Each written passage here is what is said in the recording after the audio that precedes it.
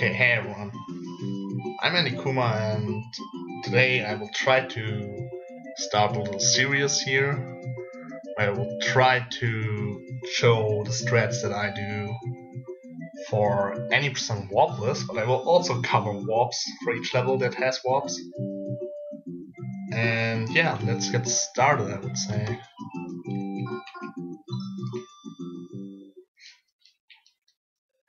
So for the intro, there's not that much to say.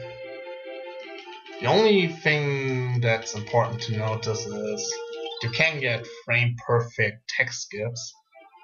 Actually, if you...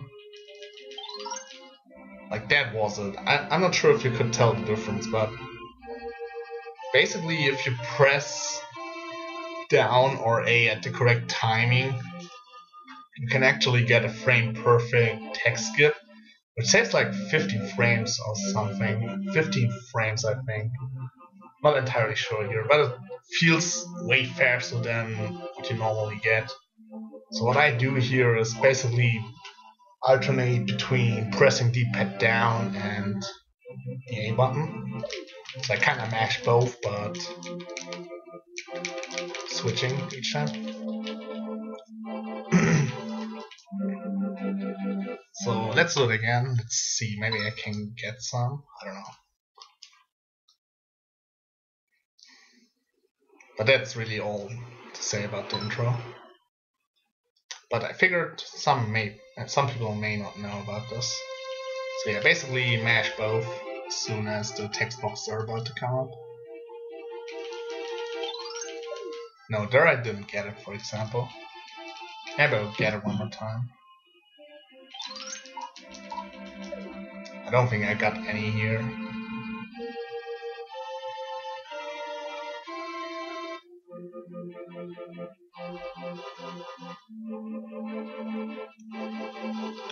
So then this is coming up. Actually, what's important to note is for every level, if you mash while the text is up, the level name text, if you mash, you can shorten the length it takes. That's why everyone will mash, and in my streams you will hear me mash each time at the beginning of each level.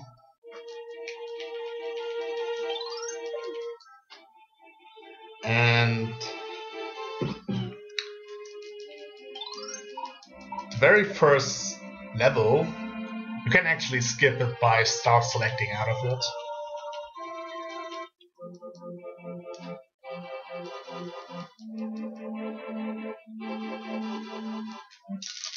So here I will mash. So yeah, you can start select out of it. So the next thing is the menu. There are two different control schemes. One is hasty and one is patient.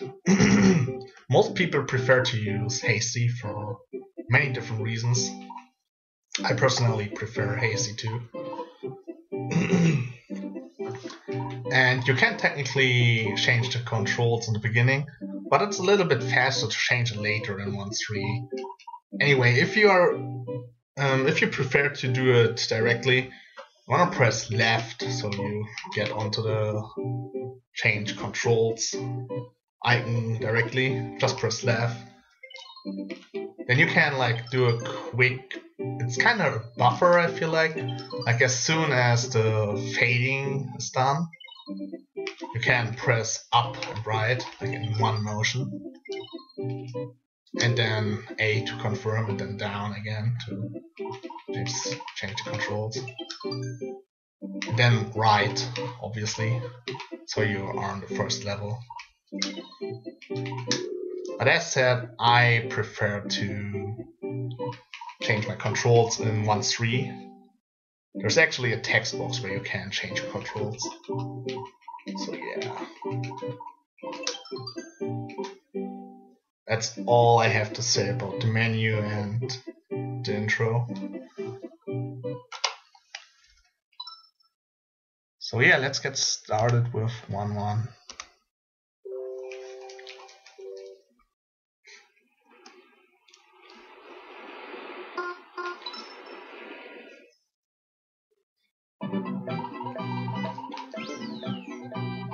So again, if you mash at the beginning of a level, it goes by a little bit faster.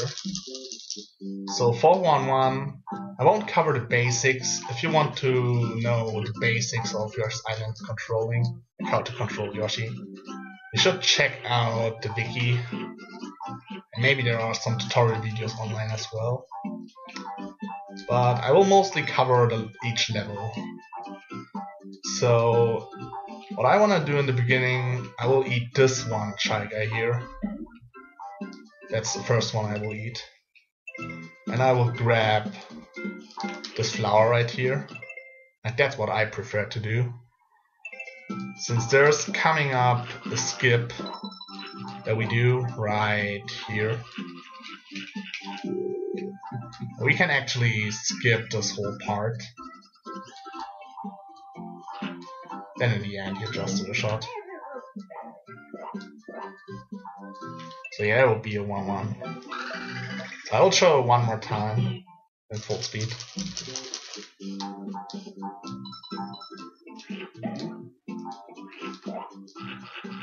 And then we will go over each individual thing.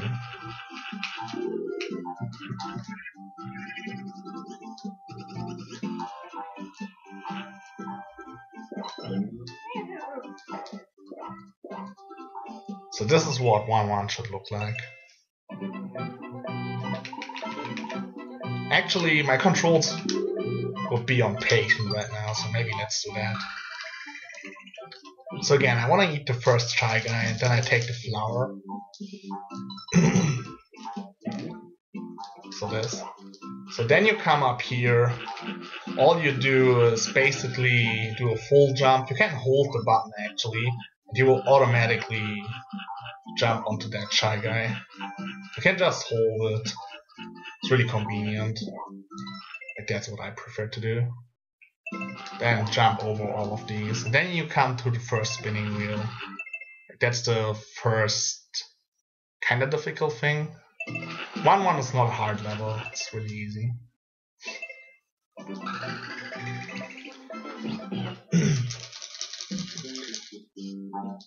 Also note that for the skip you can also use a Shy Guy, so maybe let's just do that. Let me quickly show you how this looks.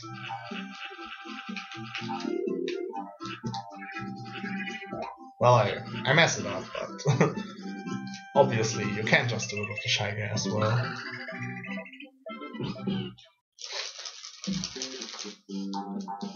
I'm used to doing it with the flower now.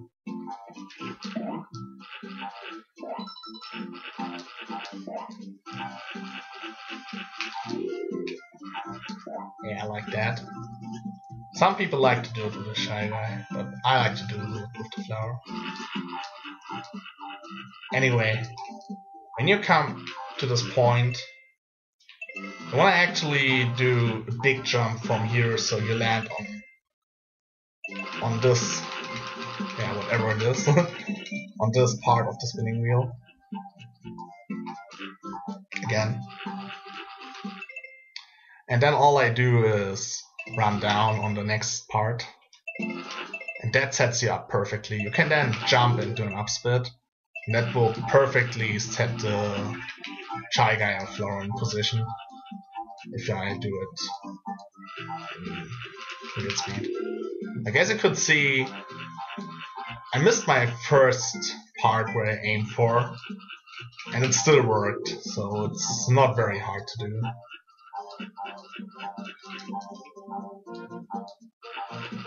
Yeah, this works as well. Both is fine. I prefer to aim for the part that I talked about, than just go down there and do a hopspit. It's really easy.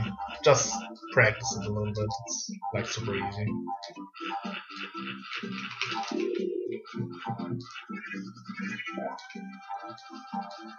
It's important to notice that as long as the Shy Guy or flower is still hopping around after you spit it, you can't land on it. So you would get hit if you do it too quickly. So you kinda wanna wait a little bit until it's finished bouncing. And you just do 2 flutters to get up there. That's really all it is.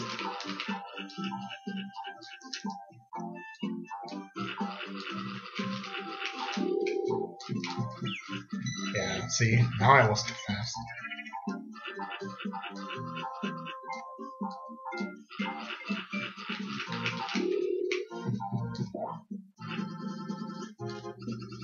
So the next thing is this spinning wheel right here. There are different strats. What I like to do is jump onto this part, and then just run down there and jump again. Like that's the strat that I do.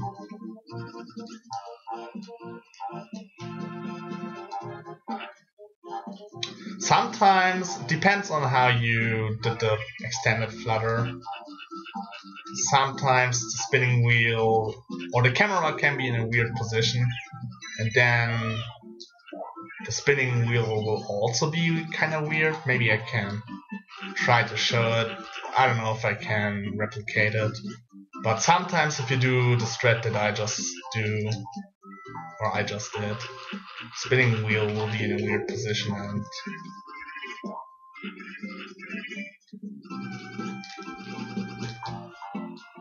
yeah, like that. Then you fall right through there.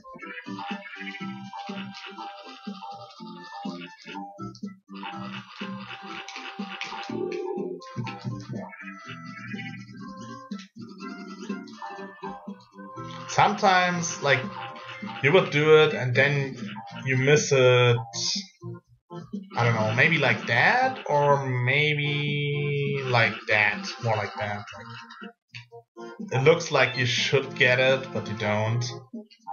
It's kind of hard to replicate. But yeah, sometimes you would just miss it, almost like that, and then you land right into this piranha. That's what can happen. But really, it's not that hard, so it shouldn't happen. And then again, it's the first level of the game, so it's really not that much of a deal if it happens. But it shouldn't happen.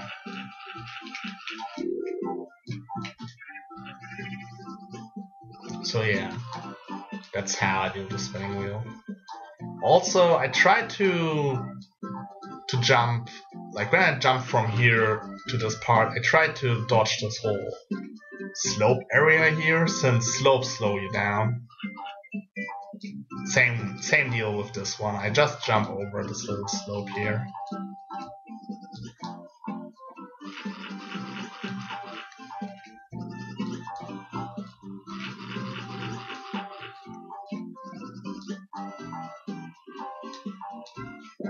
And yeah, then I would do a big jump up to this Shy Guy. And then I press the shooting button twice, so that it will get rid of the piranha. You don't have to worry about this Shy Guy jump here. You don't actually have to hold jump or anything. It will automatically bounce on both after you bounce on the first one if you just hold right. Can never go wrong. So all I do is, after I land on the first one, I will quickly tap the shoot button twice, so it gets rid of the piranha. So let me show it one more time.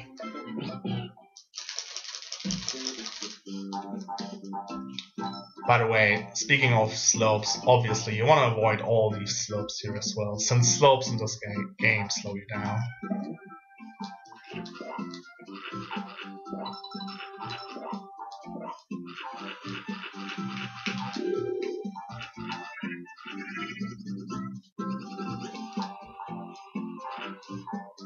Tap twice, and then you want to avoid this slope as well, of course. Jump up here. Here is no slope, so you can land here and then you jump up there. And then what I like to do in the end is like bounce on all the Shy Guys. But that's not needed, of course. Like, you can do easier things than that. If you're not comfortable with bouncing on all the Shy Guys, you can obviously just jump like that. Like, just find your way through the Shy Guys. It's not that hard. It's a really easy level. Like, that's what I like to do lately. Like, the first two Shy Guys, I will bounce on them, and then I will just jump from there. But you can't bounce on all of them if you do it right. Maybe even the first one, I don't know. Never tried that actually. The first one was kinda hard. They can at least bounce on the last 4 Shy Guys like that. And yeah, that's actually really all there is to 1-1. It doesn't matter with how many eggs you finish a level, that's why I like to just use the first one, get the first Shy Guy, and then use the flower, ignore all the Shy Guys here. Do the flower bounce, extend the flutter up there. Run down here, double tap. Yeah, that's it. That's 1-1 for you. So maybe let's go back to the spinning wheel one more time. Since I'm not doing another strat, I'm not entirely sure, but I think some people also like to do a strat like that, where they jump from this part on that part and then on the info block. But what I don't like about the strat is that you can't see the Shy Guy that you bounce on. Like you can't see the green Shy Guy correctly. So it's a little bit easier to mess up in my opinion. The good thing about this strat though is 2 things. First, spinning wheel goes forward both times. Since obviously when I do my strat, this part will move to the left, so it moves Yoshi a tiny bit to the left. I probably lose frames doing that, I don't know. And another good part about doing it like that is that you completely avoid any slope here. Like there's like no way you could touch any of the slopes.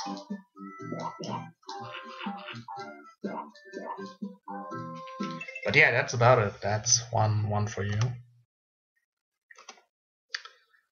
So yeah, let's maybe do it one more time.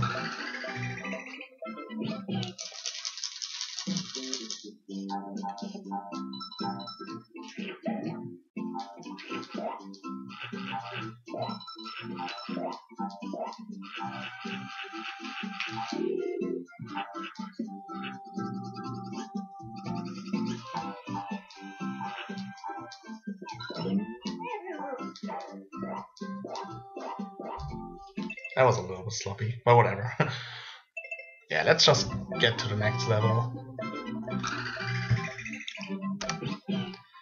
So in this level, a few things to note beforehand, or just one thing to note beforehand, is the chomp RNG. Chomps are actually RNG.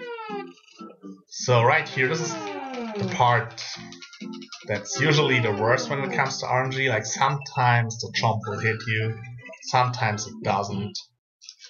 It's really random, and then like I don't know how often it happens, like maybe 1 out of 50 tries or something, you get a chomp RNG where this guy comes down here like that, but he will come I think before you actually get there, so you won't get hit or anything like that. It's just annoying for one reason, and that's you have to collect the coin. Like you would have to collect that coin in that case to jump over this pit that the jump creates. I will tell you after this level, like after I'm done, why the coin is bad. So let's just continue. So yeah, chomps are RNG based, and yeah, they suck.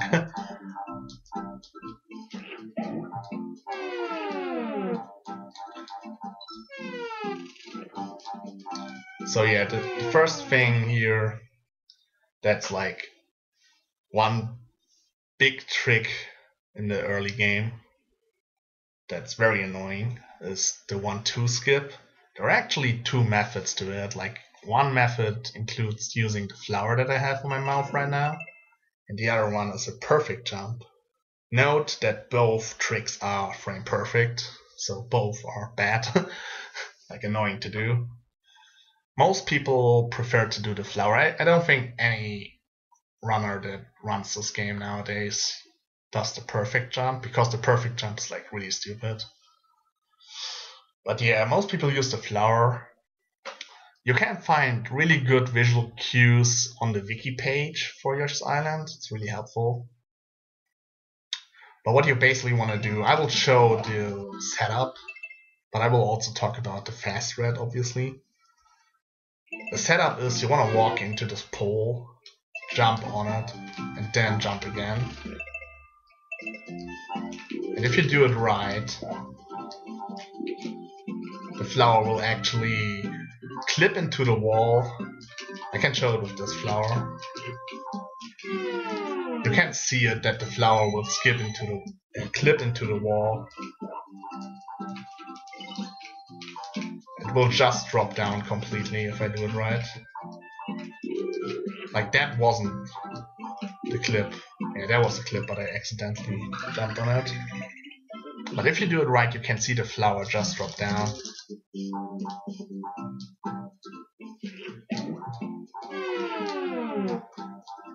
So let's try to get that.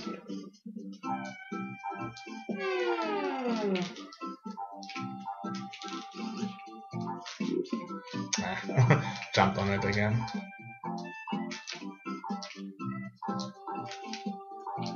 It's hard to do since I'm used to getting it actually. So yeah, maybe in the meantime I can talk about how I do the 1-2 skip, like the execution. So what I try to aim for is, as said, I do the setup, I jump from this pole, and when Yoshi's nose is about lined up with the arrow, I spit out the flower.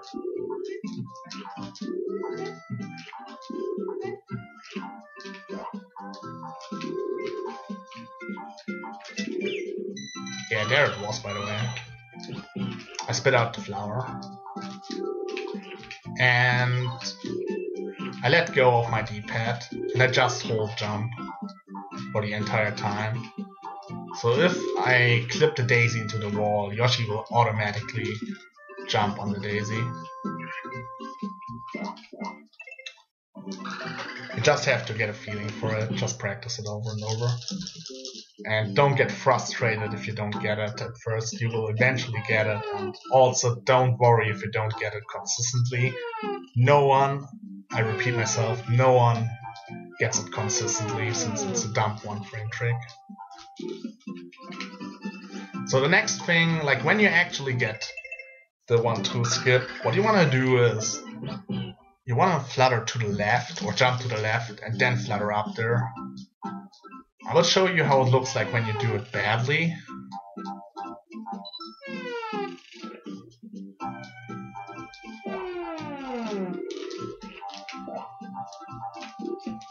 This is what it looks like if you do it badly.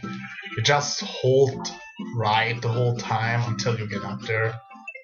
And the reason you want to go left and then right is to build up momentum already. So you already have like right momentum.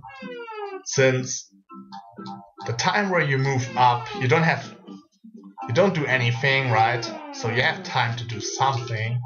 And this something is go to left already and build up momentum already. Saves a bit of time.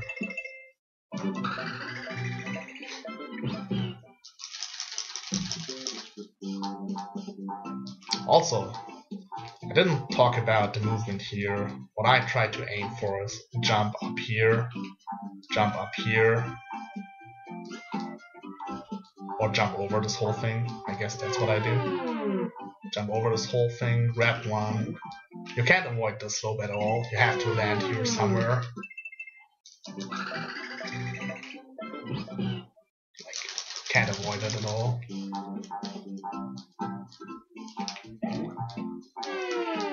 Grab a flower. I prefer to get the first flower and do 1-2 skip with the first flower, so I can, if I don't get it within like 4 or 5 tries, I usually reset and then I can just grab the second one and practice it, I guess. That's like the only reason.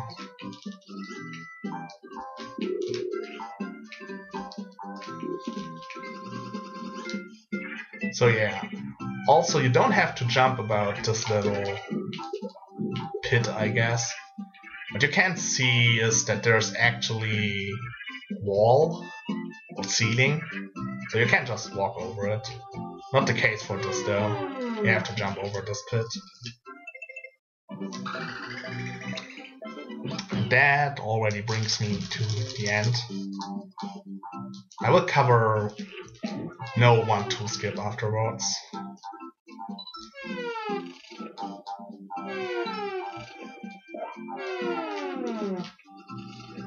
So yeah, you can walk over this. And then I jump about, like, roughly when the pit is in the middle of the screen. Is where I jump.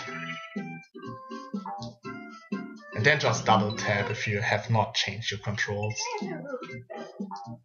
Double tap to get rid of the piranha. Try avoiding those coins.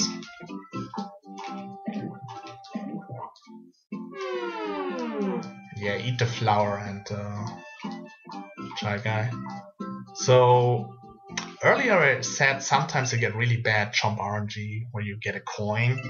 The reason you want to avoid coins is the result screen.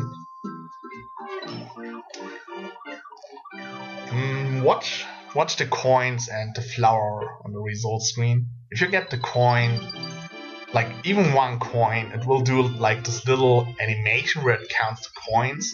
But if you get 0, like with the flower, it completely skips it.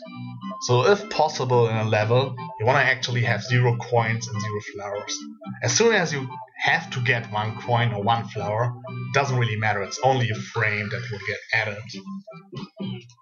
But yeah, if you can avoid any coins or flowers, you just do it. I haven't not gotten the bad jump RNG yet. Kind of surprising, actually. Wow. 2 1-2 skips in a row. So yeah, let me quickly show you the perfect jump method. You wanna jump on this Shy Guy right here, the green one, and you kinda wanna double tap jump real quick. And if you do it right, you will get a frame perfect jump off of the pole.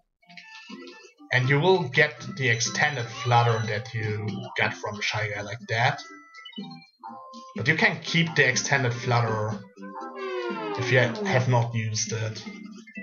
If you do a frame perfect jump, because frame perfect jumps Yoshi doesn't count as ever touching the ground.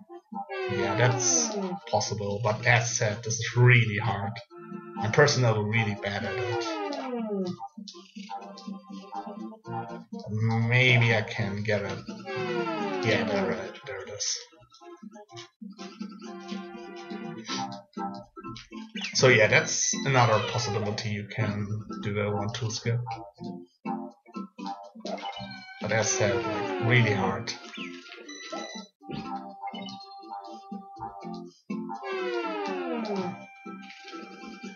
Yeah, really hard. For me at least. Like, some people can do it quite consistently. I can't.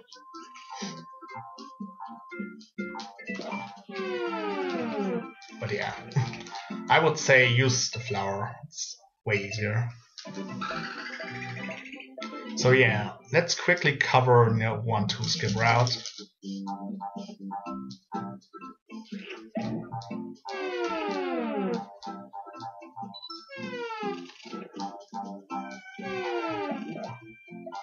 I think you have to get the same thing, I'm actually not sure. And what I do to clear the foam is I do a backwards jump, backwards shot. I guess I forgot that I've not changed my controls yet, so maybe if you don't want to go for 1-2 skip, you should also change your controls in the beginning. So let's do that real quick. Otherwise I can't show you the foam shot.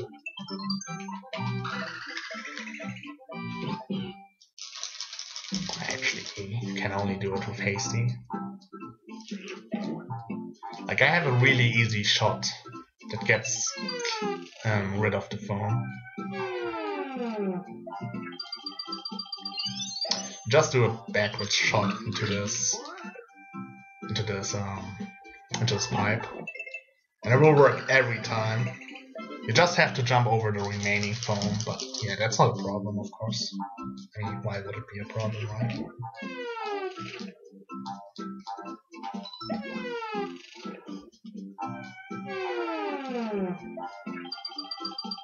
So yeah, backwards shot into the foam, and then you can just jump up there. So one more time. Or maybe I will show you what you can also do, which is a little bit faster, where you don't have to shoot backwards, but I think it works less consistently. I'm not entirely sure here, since I just go for 1-2 skip anyway. Yeah, you can also do like that, and if you do it right, it should get rid of the foam as well. But as you could see, it didn't work this time. So I would really say, if you don't want to go for 1-2 skip, you already lose like 25 seconds. So you probably don't care that much about losing time. And in that case, just do the backwards shot. I will try one more time.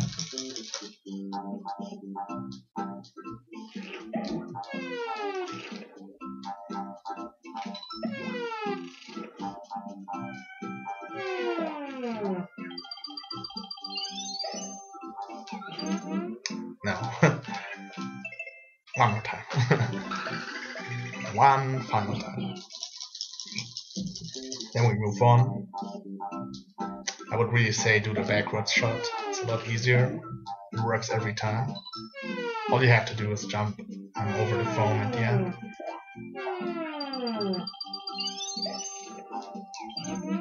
Nah, I can't get it. So yeah, you do a backwards shot like that. And also I can show you, like, see, like there's seating at the top. That's why you can't walk over this pit if you do 1-2 skip. Anyway, moving on. So you want to avoid all these slopes. So you do a really big jump. Right about here, where the slope starts. Really big jump.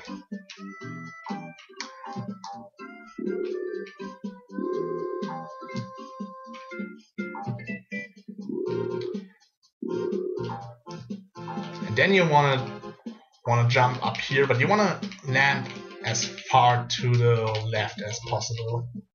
The reason for that is simple. If you land very far on the right, obviously you will have to slow down going up here. But if you land on the left, you can do a quick left-right to get up there. Kinda like that. It's easier to do the whole thing. Yeah. And then obviously you have to do a little bit of slope here. Like, you can't avoid all the slope. You want to avoid as much as possible. So you would like to jump and land here sometime. Jump onto the next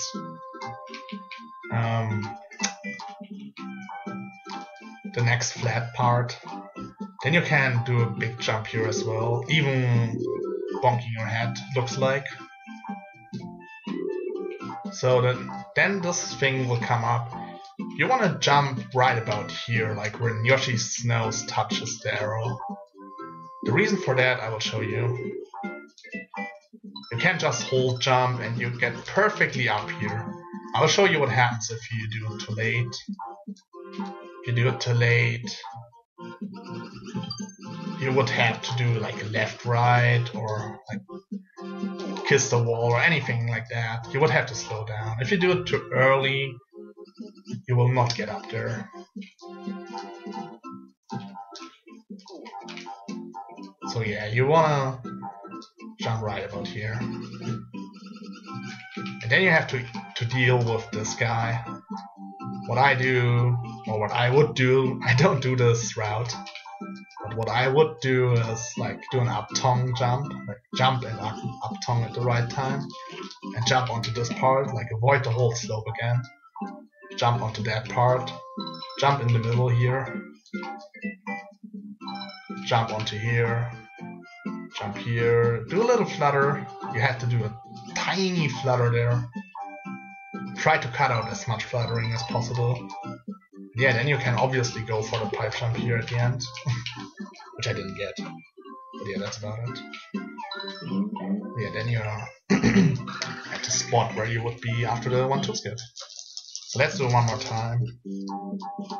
Since this route isn't as important, so I don't cover it that much.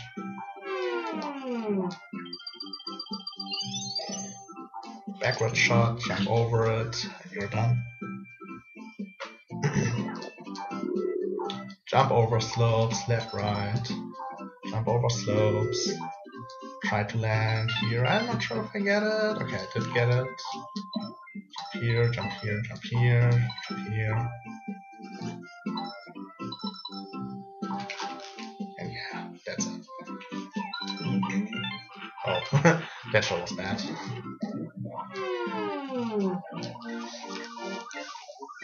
So yeah, that's basically everything I can say about 1-2.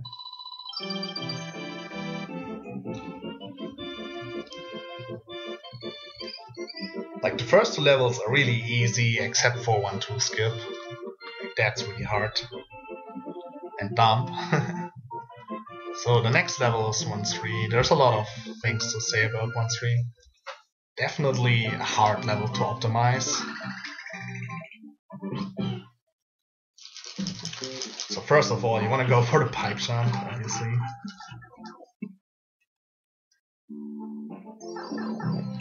Oh, I think I forgot to say, let me check. Yeah, you want to finish 1-2 with 1 egg if possible. But usually you have 1 egg. Like, I can't picture a situation where you don't have 1 egg at the end of 1-2. Like, you usually have 1 egg. But yeah, so 1-3. The beginning movement is really tricky, since it's like slopes everywhere. It's really hard to avoid the slopes. But you want to spend a lot of time trying to figure out the perfect way you want to do the jumps to avoid as much slope as possible. You can even land like here at the end and still get the jump over the pole. See? That works. But it's tricky. Like, I think most people actually just take the jump on the slope, even though it slows you down a little bit. And yeah, jump over the pole. But it's definitely possible to get a jump after the slope that still goes over the pole.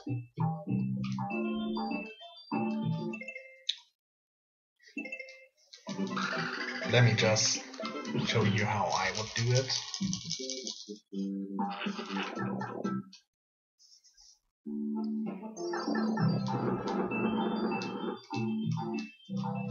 Yeah, I messed up. That's okay though. Yeah, so yeah, avoid as many slopes as possible. Here's the slope you want to avoid. You want to jump over this whole thing. And then I eat this shy guy.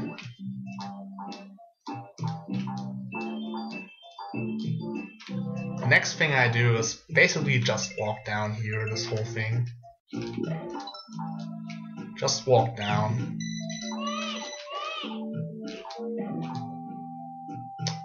It might be possible to do like a little jump and avoid slope, but definitely not needed, not really needed. You can just walk down. It's like a little bit slower.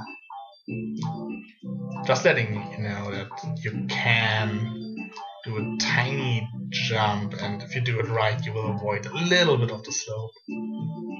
I'm not sure if you can avoid all of the slope because of this mushroom here.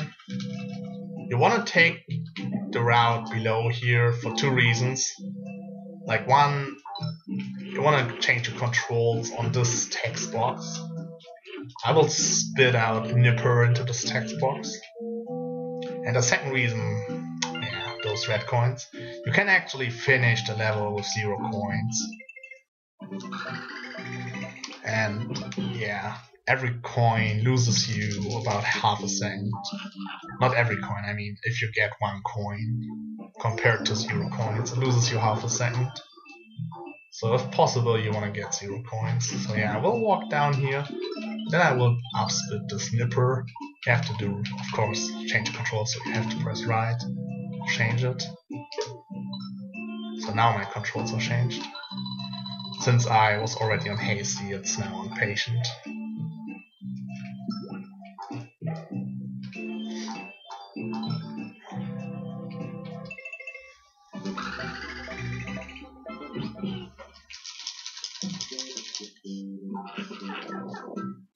If you don't change your controls, you could just eat that guy, of course.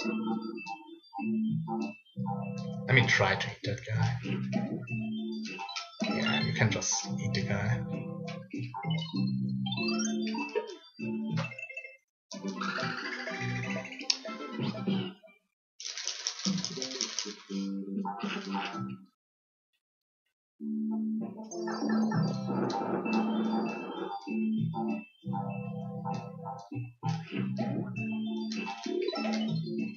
Won't change the controls this time. So as you could see, I dodged all the coins and I changed my controls. So here you want to just do a big jump. I think it pixel ports you up, but I'm not entirely sure. Maybe it's faster to get on this mushroom if you can do it. It's possible to get on the mushroom after the Nipper bounce. Then you would definitely avoid the slope, but maybe this also pixel ports you, I'm not sure. If it pixel ports you, then you avoid the slope anyway. But I personally don't care, even if I take the slope. I don't know, I don't think I do. Doesn't look like it, to be honest. But even if I do, I don't care.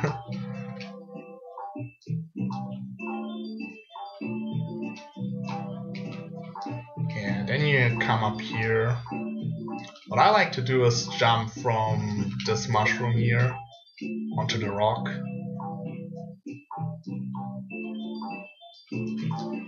Might actually be a better idea to jump from this mushroom onto this mushroom, because the rock is like sloped, I think. I'm not sure. I'm actually really not sure if the rock is sloped or not. It doesn't look like it. Looks like to be flat. Even though the visual of the rock is sloped, it's actually flat, so yeah. I would jump on that rock, jump onto this next mushroom, eat the shy guy. Like grab the shy guy, jump onto this pole, jump over the safe ring. This is where I usually eat the shy guy then. Trying to land on this mushroom here.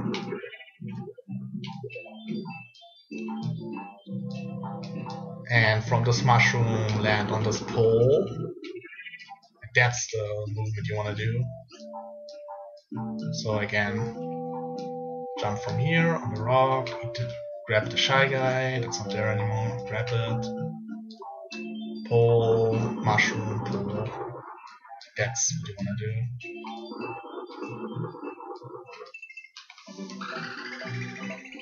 do. Then the next thing will be the Nipper spores you have to get rid of.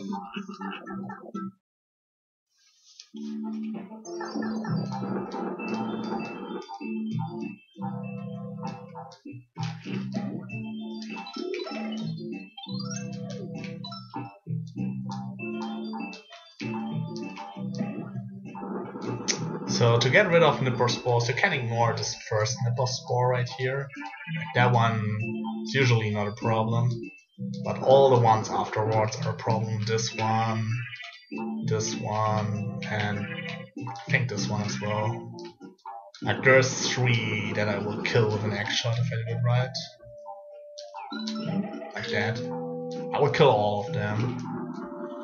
Basically the X shot you want to do is, as soon as you jump on this pole, you press jump, and as you land on this pole I mean, you press jump and shoot. And obviously for this shot you just have to get a feeling. Like I can't really explain to you how many frames you have to hold it or anything like that. I mean, it won't help you if you know how many frames you have to hold it. You just have to get a feeling for the shot.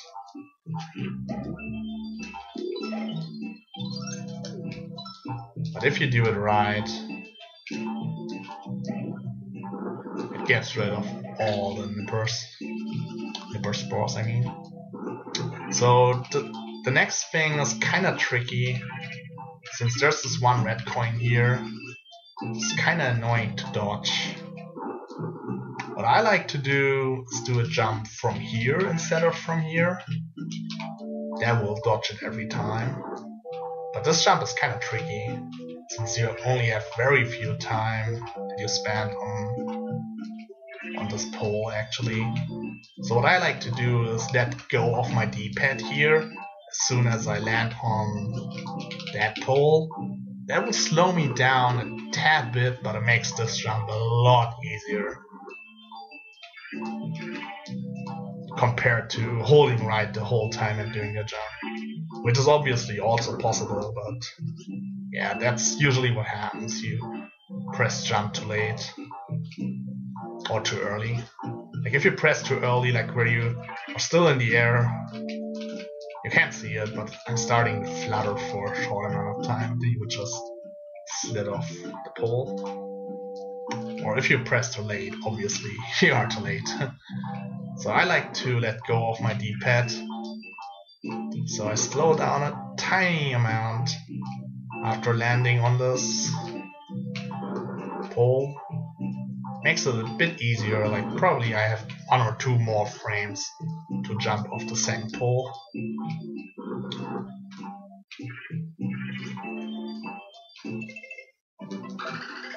But that's really if you want to go fast and avoid all the coins.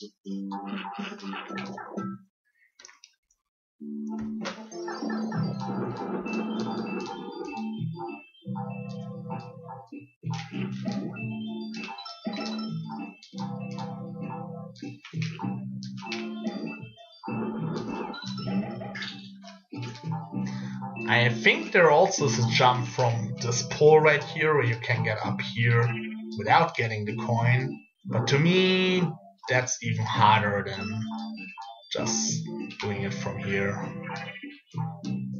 But I think it's possible to do a jump from here up there without taking the coin. Yeah, I don't know. Like I never did that strat, so not very experienced with it.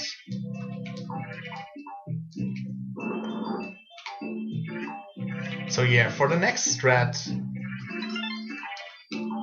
there are actually 2 options to do it. Like the next strat is actually going between this rock and the nipper spore that is spawning here. Like usually what you see most non-top runners do is like eat the snipper. They will eat it. But it's actually possible to go between the rock and the nipper spore. But it's a very precise jump since you have to land on a slope before. But if you do like a perfect jump off a slope, Yoshi will actually not slow down since he basically never touched the ground. So I will try to get that.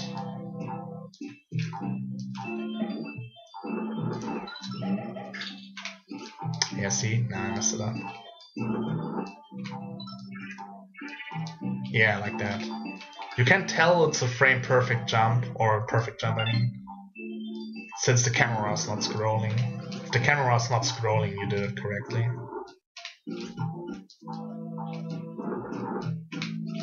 Ah, come on. Come on. Okay, this is getting silly. Okay. Yeah, now I press jump too early. I will cover what can happen in a bit. I'll just try to get this jump one more time. Yeah, like that. You could tell that the camera is not scrolling up like it usually does. So yeah, what can go wrong? Let's actually eat all those guys, since they're annoying. So what can go wrong is you press jump too early, so you will just land and run into the rock. Like that's what happened to me. Press jump too early, start to flutter for a tiny bit. Then, since you already pressed jump, you will just walk on the ground. And the second thing that can obviously go wrong is you press jump too late, and then you landed on the ground, and since it's slope, it slowed you down, and the time will not be enough to go between the nipper and the rock. Like, those are the two common things that go wrong.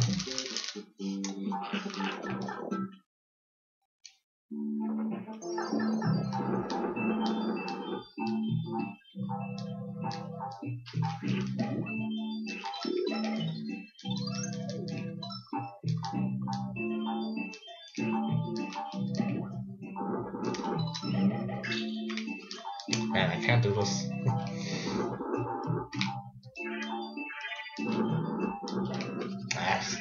Usually when that happens, I kill the nipper accidentally. But yeah, while we are here, and I don't want to reset again, you can actually do this jump from here as well. Like instead of jumping from here, you can actually run down here and do it. Like that's also possible.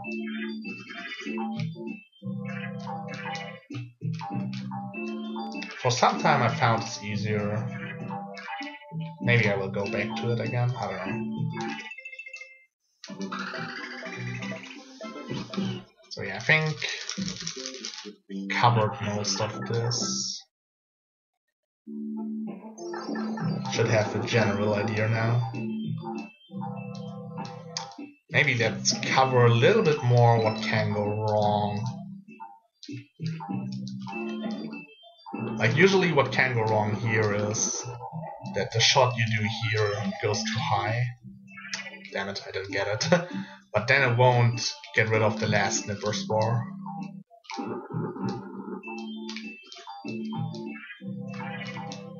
Yeah, like that. I will try to get a shot that is too high, so you can see what I mean. Like that's usually what goes wrong for me sometimes. Like if anything goes wrong with the shot, it's usually that. But I hold a little bit too long and I actually only kill the first two nippers. Yeah. One more time. Or maybe it's if I shoot too low. Let's try that. I don't even really know when I do a mistake. Maybe if I shoot too low.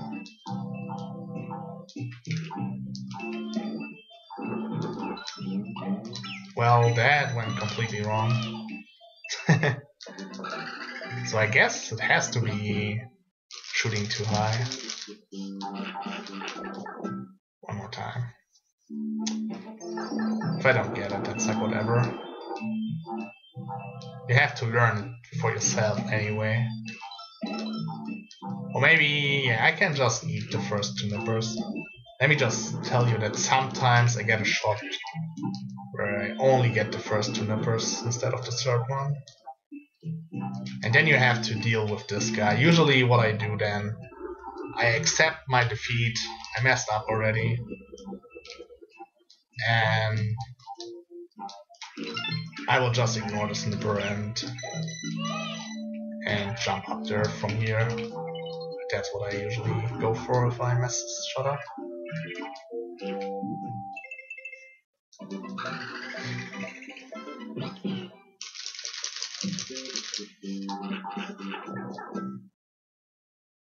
I will try one more time. Since I also want the nippers to be there again.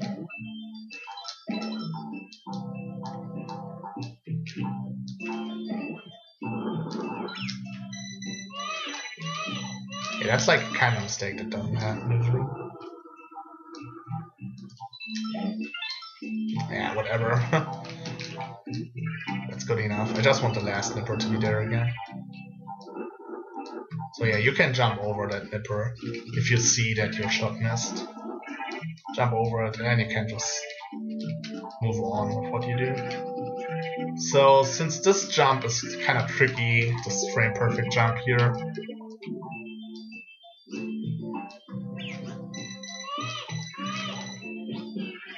obviously if you are just starting out, it's not a good idea to go for that. So instead, what you want to do is just jump here and eat that nipper. Like that's really all it is. Just jumping up here and eating the nipper. You can even eat it with an up tongue. It doesn't really matter. So yeah, I think I covered this way more than I maybe should. Anyway, moving on. So you come to this part, and you can eat the snipper, but it's actually faster if you just shoot it. So you want to shoot it like that, basically. Like just an upshot right about here. That's really all it is. You want to jump up here, up to the mushroom, and this part is kind of tricky. Like you have to do like a weird left-right here to get perfectly up there without slowing down at all.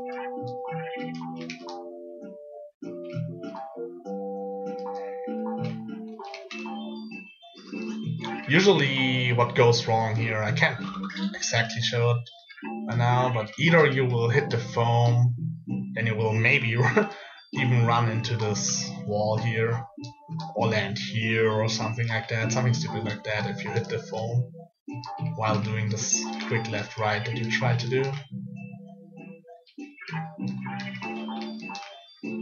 Or the second thing that can happen, you mess up the left-right here, and then you will like walk into this wall. Like those are the two common things that will happen. Like either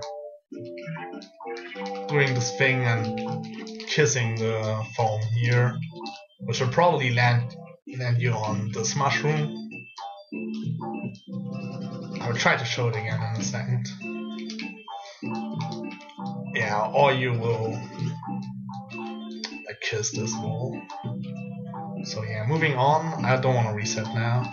Moving on, you want to jump over this and basically just jump here up to this point. And let me quickly reset it to show you the foam thing.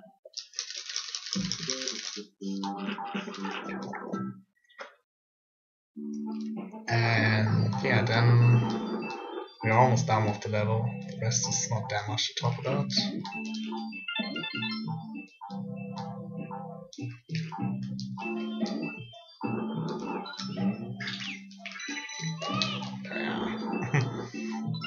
Awesome. So yeah, back here. We try to reproduce it. Yeah, see, like that's usually what happens if you do it wrong, like something stupid like that.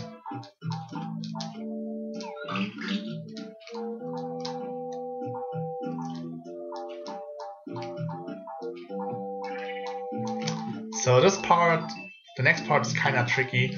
I will show you a very easy way to do it, where you will grab the first Shy Guy, do a jump and spit it out into the second Shy Guy.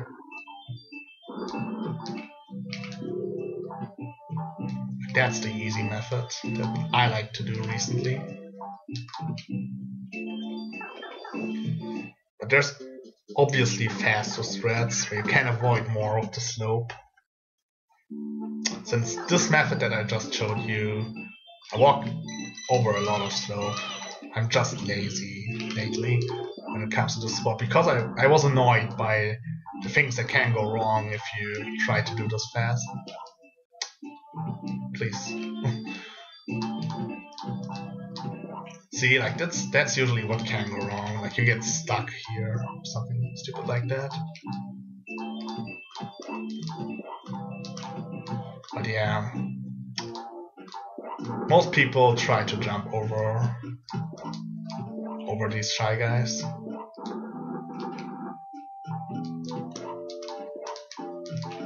You wanna also jump over this last bit of slope. That's free. Please do it. Please jump over that bit of slope. I see so many runners not jump over the slope, even though it's like free.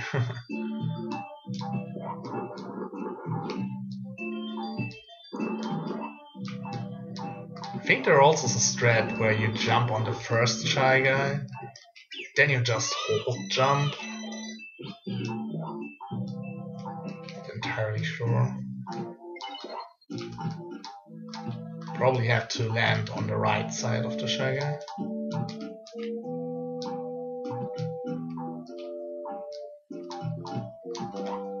Yeah, like that. And then I grab the second Shy Guy.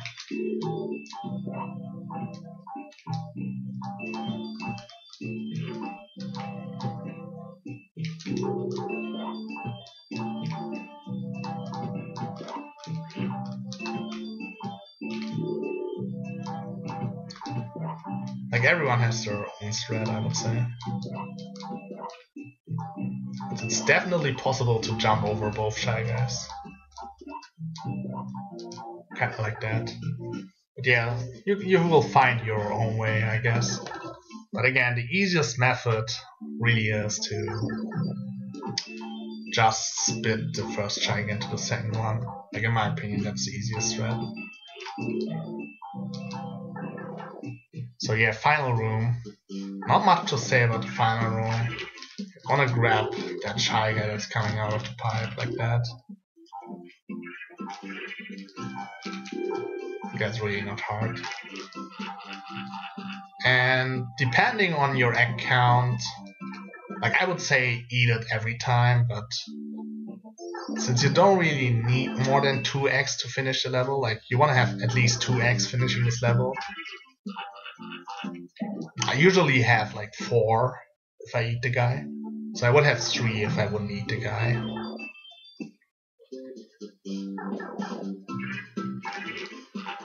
Then you eat it. I like to do like 2 jumps here and jump over the second piranha. Yeah. Let's maybe just kill it.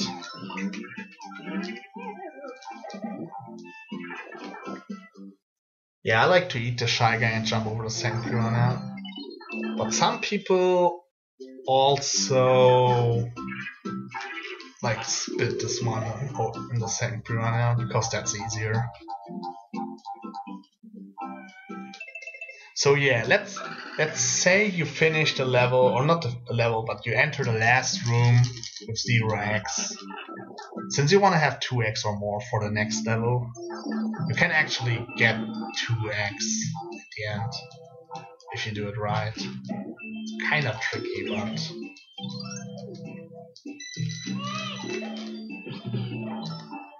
well, definitely possible to do it.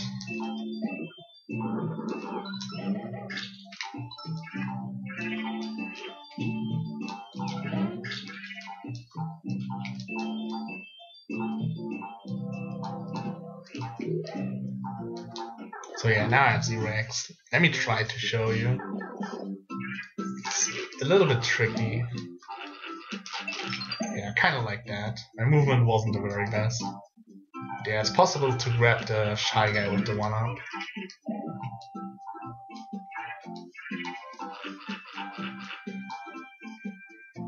But yeah, that's basically everything there is to 1-3, I think. Kinda tricky level. Like obviously you can't die in this level, but yeah, it's kinda tricky. So let me try to show it one more time. Avoid the slopes.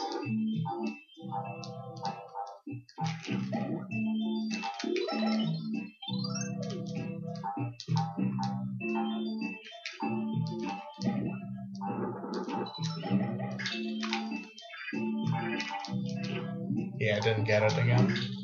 It's a tricky jump. Also, I think I didn't mention it, but you have to do a left-right here. You can't just jump, jump, jump without any left-right movement. You have to do some kind of left-right movement there to not slow down. Kissing walls is always bad.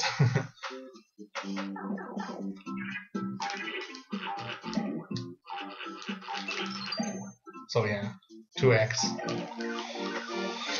Let's go to 1-4.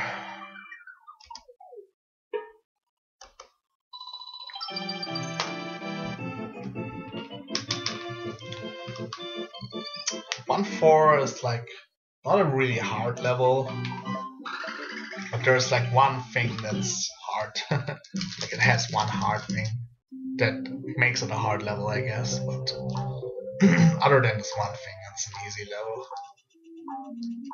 So the first thing are those bouncing arrows. The fast way to do it is try to jump on the left side of them. The reason for that is you can just keep holding forward. You don't have to do anything, just keep holding forward and you will not kiss a wall or anything. If you jump too late on them, what happens is you will kiss the wall and you lose all your momentum. So you want to land on the left side so you can keep your momentum. Again, I will show what happens if you jump too far to the right. I hope you can see the difference.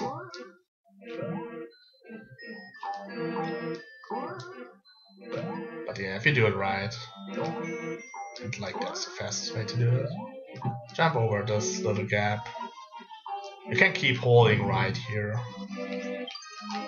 I'm not sure if anyone has ever thought like they can't just hold right, but yeah, I will just mention it. You can just keep holding right. See, like that was bad. I got stuck there again.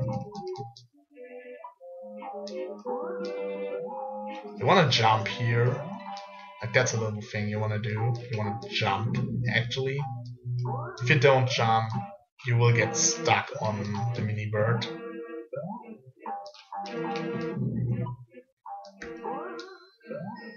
Like that.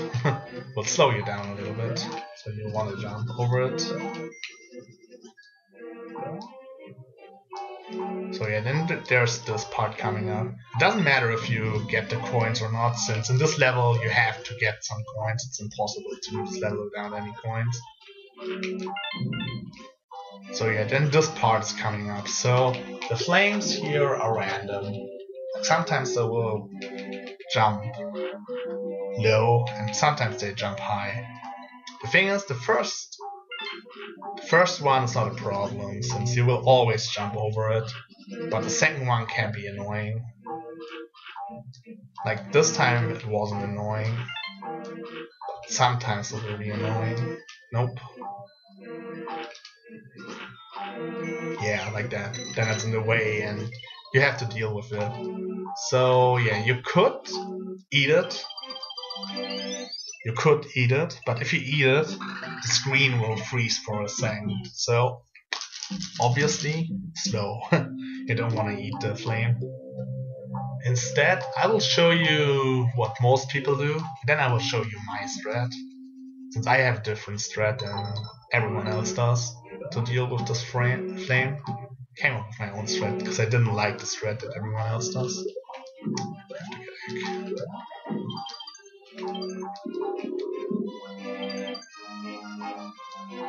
So what most people do, if they see the flame coming up, they will shoot it like that. But I don't like that because I have to watch the flame, I have to react to it. And then there's also the safe ring that is annoying. Getting the safe ring obviously loses time as well. So you want to avoid the safe ring at all costs.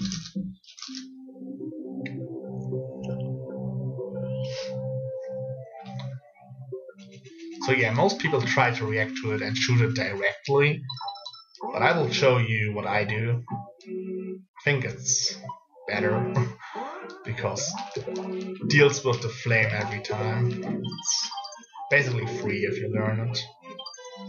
you don't have to watch the flame at all. All I do is basically, as soon as I jump here, I will do a shot. You'll see what it looks like. Like that. It will work every time. Like that's what I do. The only downside is that I collect a star maybe, since it's a red egg and stars pop out of the red egg. But since you have 10 stars already anyway, it's only a frame that you lose to that. And yeah, losing a frame is like whatever. Really doesn't matter. So yeah, I will show one more time. Basically, you want to do a rising shot. There's a difference between rising shots and descending shots. Like if you do a look what my egg does when I do a rising shot. Now look what it does when I do a descending shot. Like it's a total different angle. Same with like standing and doing a shot. It's different. Like a different angle. So you have to do a rising shot. Basically, I hold jump and soon after I just roll my thumb over A as well.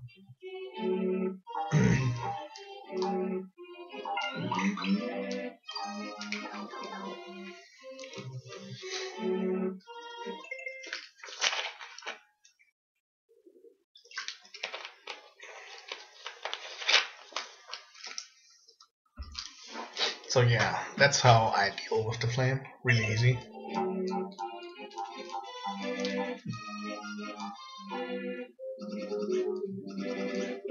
So here you wanna actually cut out as much flutter as possible to go fast. You wanna let go of the flutter as soon as possible, since fluttering is slow.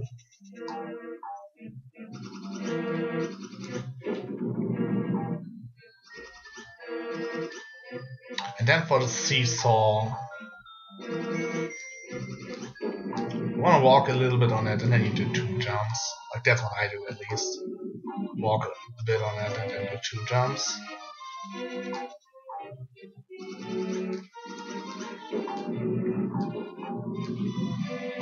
If you do it wrong, maybe I can show it. If you do it wrong, nah. I'm not even sure if the seesaw respawns or if it's loaded the entire time. But yeah, that's what happens if you just jump. You have to walk a little bit on it to make it swing, so you can land on it. So the spinning wheel is really free. There are many different methods. You can just walk down. It was spawned in a weird way, so it didn't work. But you can just walk down like that if you want to.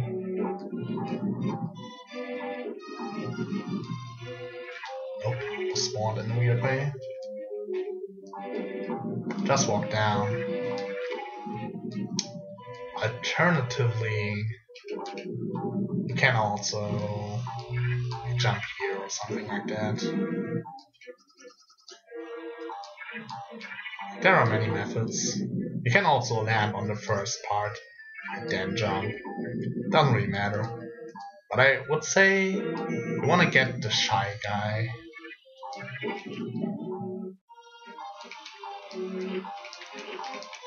That way you definitely have enough eggs.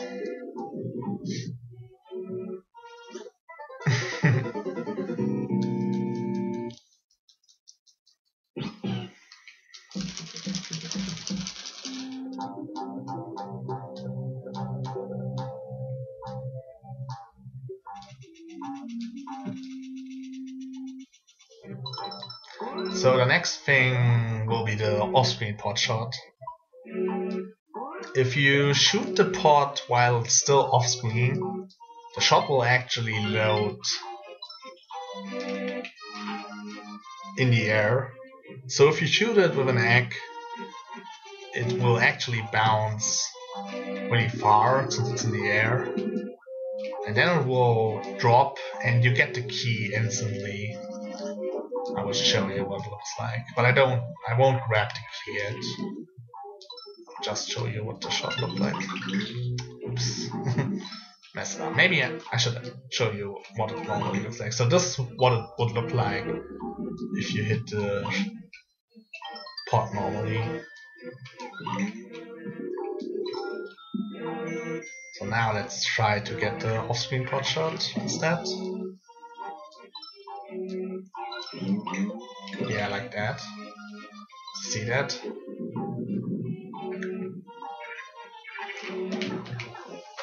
Since it's already in the air, it will pop and the key comes out.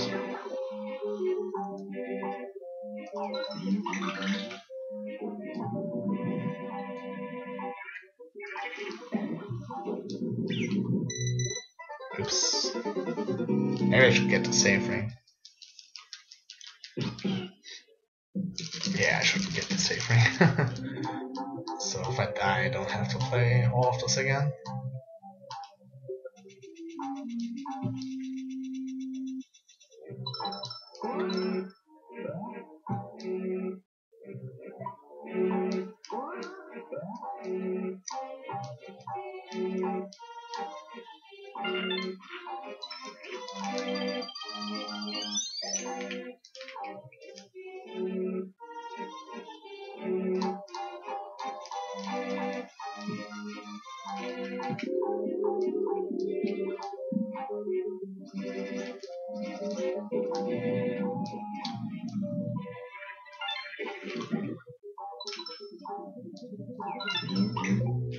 So yeah, that's what it looks like. I have to go down the pipe to respawn the pot.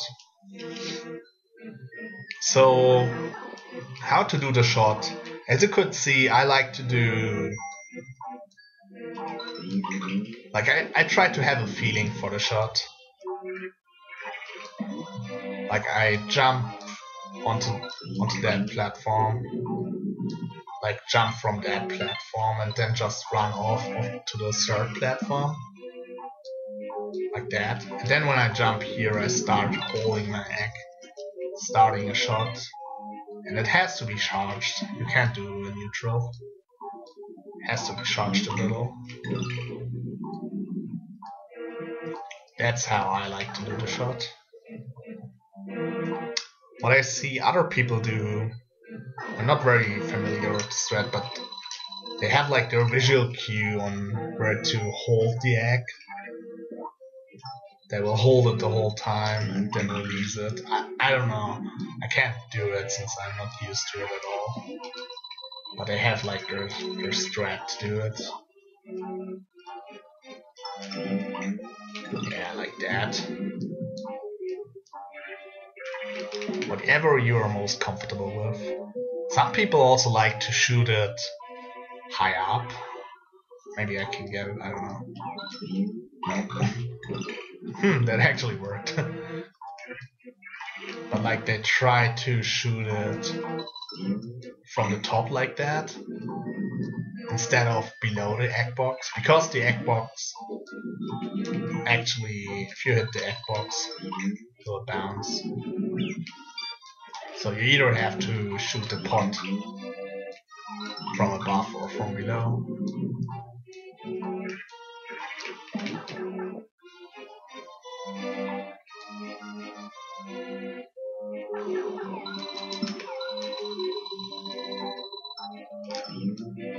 Nope. Yeah, really not familiar with this strat. Yeah, like that, I guess. Anyway, so yeah. Let's imagine you get the pot shot. The next thing you want to do is hold left afterwards, because the direction the key flies in is actually dependent on Yoshi, like where Yoshi is facing. So if I hold left, the key will fly to the left side, but if I look to the right, it will go to the right, and that's obviously slower than just waiting here. So you want to at least like either start an egg shot after you shoot the pot, so it flies to left. Or you can also like wait for it. Like if you time it correctly, you can press left and wait for it. Okay, I have to kill myself. But yeah, you want to face left. That's the important thing here.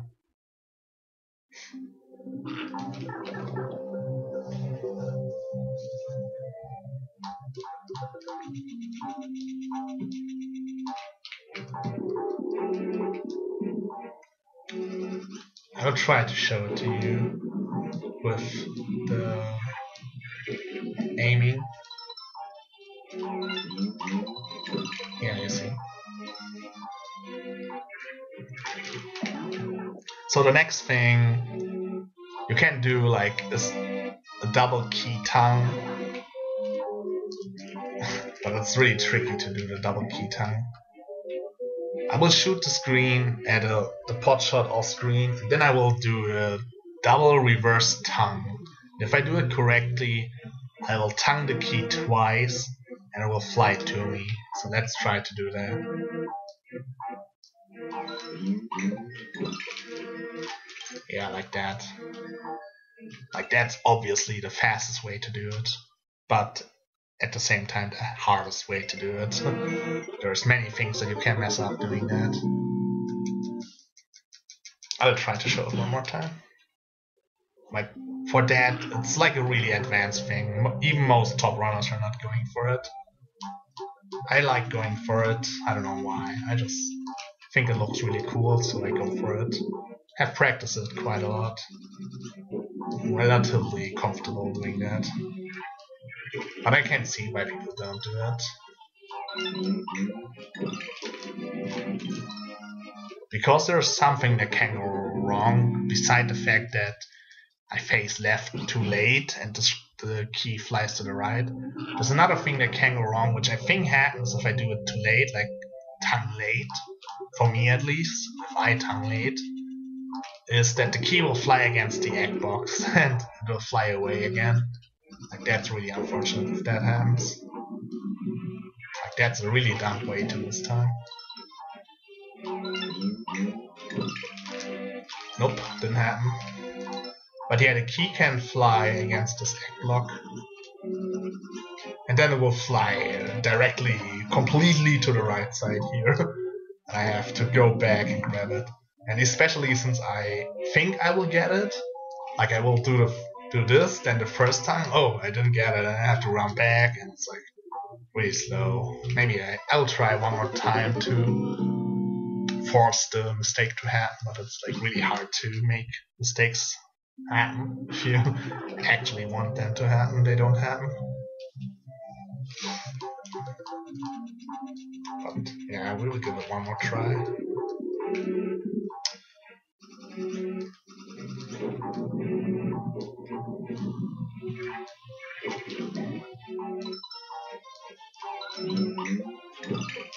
Yeah, like that.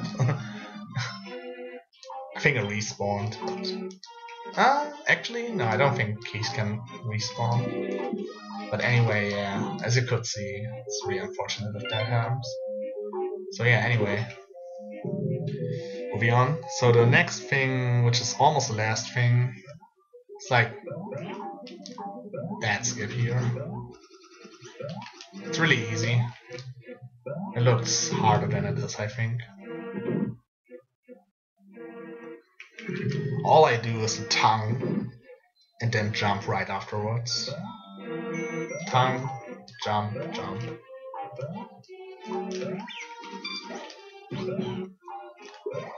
So by tonguing, I slow it down a little bit.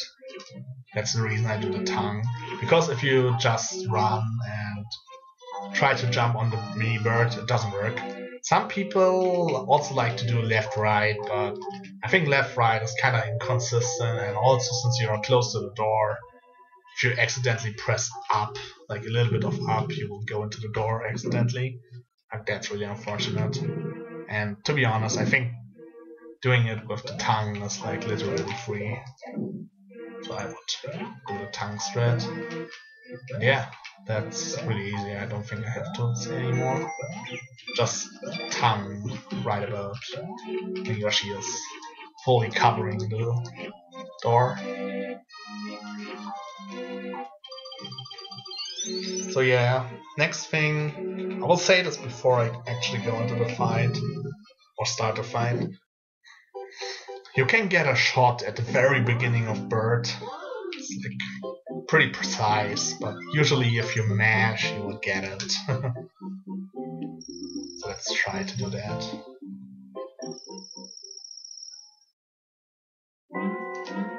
So now I will mash.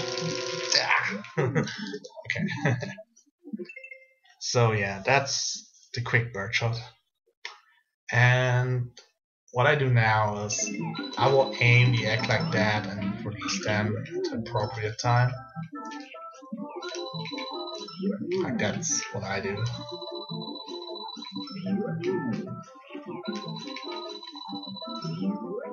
If you create coins or stars in the fight, it will lag a shit ton. So that's really unfortunate if that happens. But yeah, it happens to everyone that you will miss a shot. It's kind of hard to get it, to have the perfect timing. Like I see everyone missing a bird shot once in a while, especially the first one, of course. But like not even just the first one. I see people miss one of the shots after the first one too. It's like really weird. You have to wait, then you have to shoot him. Like that's one of the things. I can't really say much about it since you just have to practice it and get a feeling for the time. Since he is invincible, and just have to get a feeling for the timing. So yeah, that basically covers 1-4, except for one thing. Since I also want to talk a little bit about warps and the times where it makes sense to talk about them. There's a warp in this level, 1-1 warp. And this 1-1 warp is a little bit hard, but it's not too hard. Basically, you want to run to the right, kiss the wall, and I already start a shot. And when I see this pure dangle, like that's the name of them, but let's just call him Flame. As soon as he comes up with the flame, like a little bit after that, I wait a tiny bit amount of time, a little bit after that,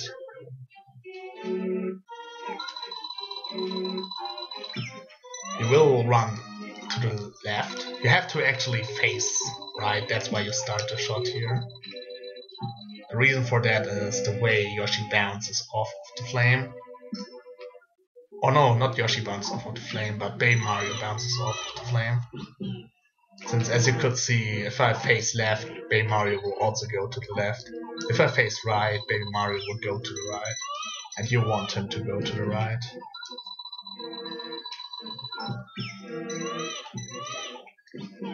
But yeah, I will jump into the flame. Like when I jump here, I actually hold jump the whole time.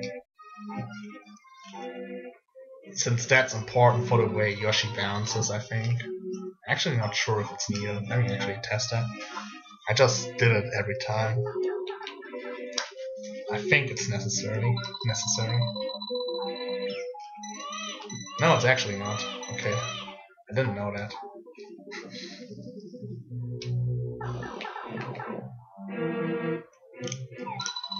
So yeah, you walk into this one. And as you can see, you can dodge Baby Mario now. Like if you mistime it, you can't dodge Baby Mario. I'll try to force it. Yeah, like that. I couldn't dodge him. But if you do it right, you can dodge him by doing this jump. Now he will come up. I didn't trigger the warp yet, so I'm gonna show it again. And then after that, what I do, after I got hit, I will jump here, do one. Oh, can't show it.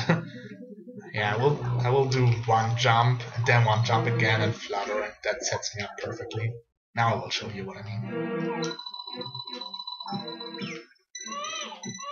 One jump, flutter up, and yeah, that's a warp.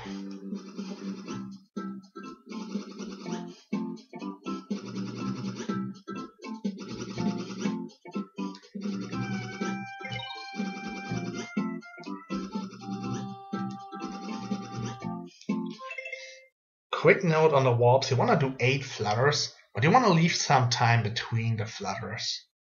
Since Yoshi has to accelerate again, if you do all 8 flutters at the beginning directly, one after another, it will actually be different than leaving some time between each flutter. So you want to leave some time between each flutter. Like that's perfect. If you leave some time between each flutter, then you do 8 flutters, and as soon as you get into the real 1-1, I guess, you will do the 9th flutter, like that. And if you did it right, it will always work.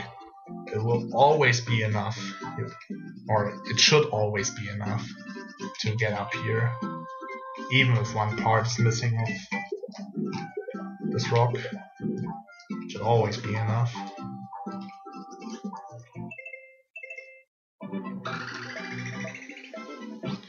And yeah, I will only cover 1-1 rock once, I guess. And maybe just do it now, so I have it out of the way. But after you did the 1-1 warp, I will show you the movement that you have to do. I just go back into this now to show you the warp one more time.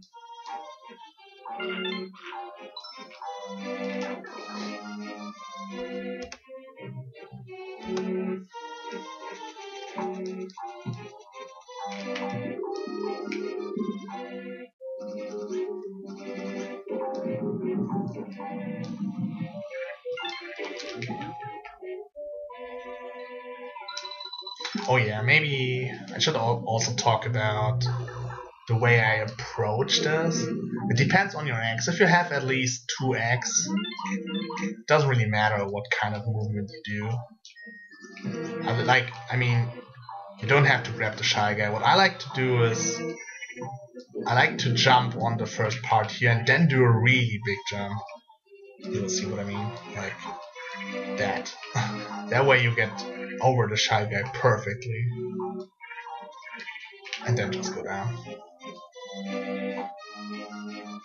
You can also eat the Shy Guy if necessary, like if you only have 1 egg. You can eat the Shy Guy. Whoa. Spawn in a weird way. You can eat the Shy Guy. Fuck you. Okay, that's it. You can eat the Shy Guy real quick and go down. The reason you want to have 2 eggs at least is you need 1 egg. Actually, do you need 2 eggs? Wait, let me think about this. I'll just do 1 egg.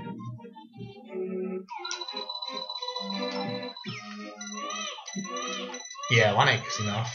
Okay, so only if you have 0 eggs you want to eat the Shy Guy.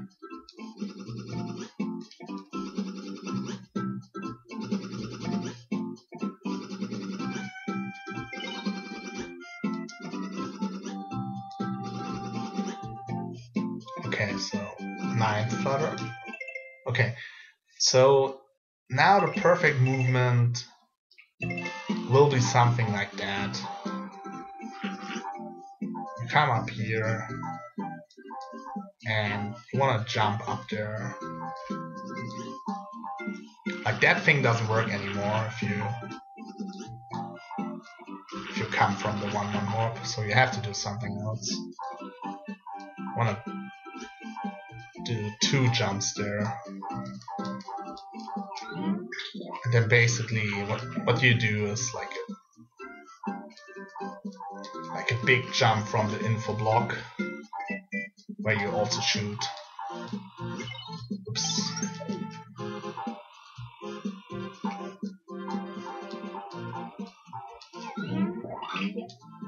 Usually gets rid of the piranha. I mean, you can also do what I showed you in the 1-1 tutorial, where you bounce on each Shy Guy and then shoot the piranha. Really up to preparation. But yeah, that's about it. Like 1 hour and a half for the first 4 levels. Maybe I went too much into detail. I don't know. Hard to say. But I really wanted to cover everything.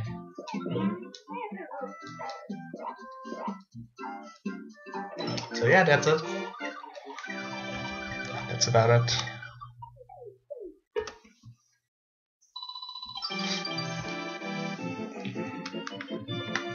So I will highlight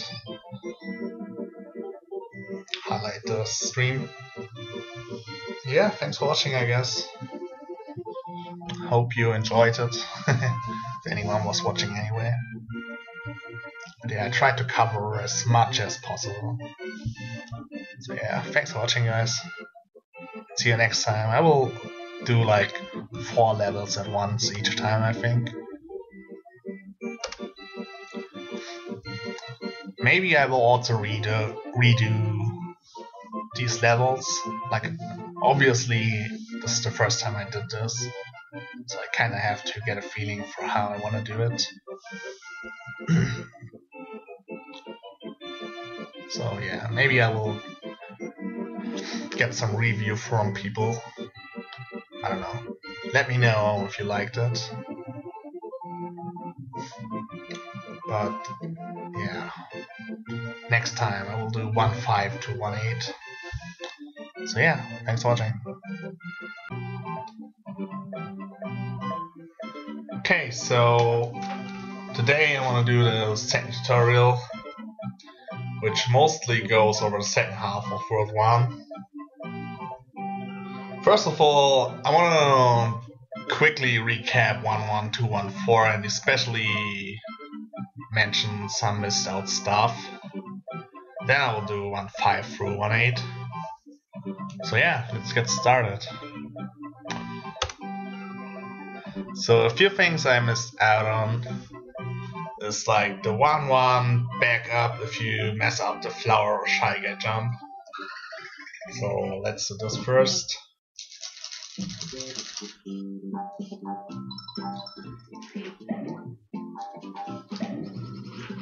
So yesterday I explained how you can do the flower Shy Guy split strat here to get up here. But what happens if you mess it up? Let's say you're on a race, you can't reset, you mess it up. So what's the fastest way to deal with that? Like, I can think of 3 possible ways to deal with that. Like, let's say you mess up the second flutter, you just drop it.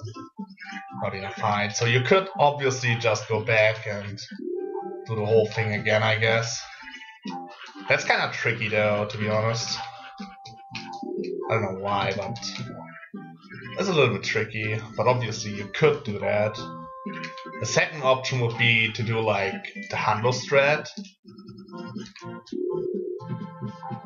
which would look like this. But in my opinion, the fastest thing, if you mess up, let's try to mess it up and I will show you what to do.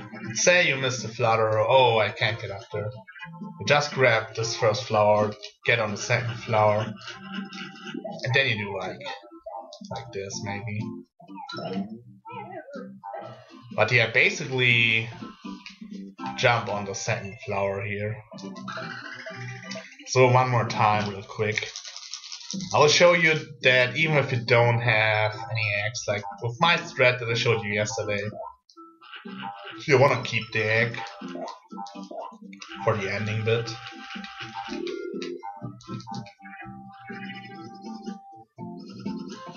So let's say you missed that, like either you grab this and spit it into the piranha. That's not really necessary, as you could see. Like you can land here and you have quite some leeway to actually just completely avoid that.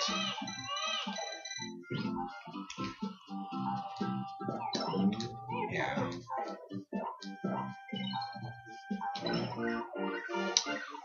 So yeah, that's a possible backup. I would say do this if you need a backup, but obviously you don't need to do the backup if you just get the flower shy guy jump anyway. The second thing I missed out on yesterday, I actually mentioned it, is the fast 1-2 skip with the flower. I just mentioned it, but I didn't show it for some reason. Either way, it's very similar. Let's quickly recap. Oh, by the way, that's the bad RNG I was talking about yesterday, which I didn't get once. Anyway, so the setup looked like this. I jump on this pole, I walk into this pole and jump from there. So obviously the faster method would be to just kind of do it like this.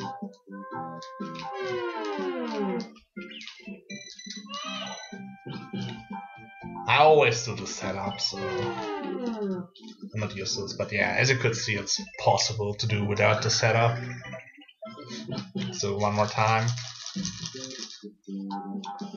So that would be the fast 1-2 skip. Doesn't save that much time, maybe like half a second. But yeah, if you want to do that, you can. Yeah, as you can see, it's possible. Fast 1-2 skip.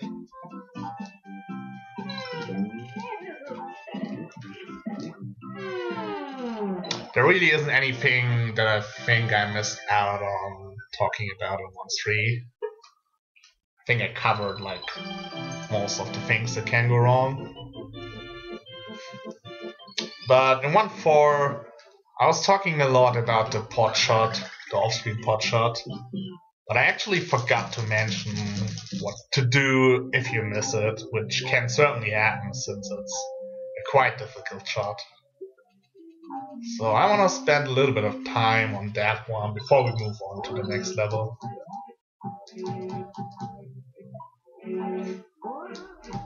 But I figured it would be better to do it complete and cover that as well. Should have taken the saving. Whatever. I want to go over this really quick anyway.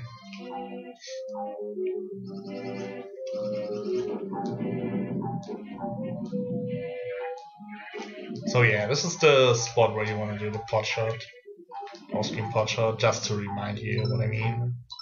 It's that specific shot right here. Oh, well now I screwed up.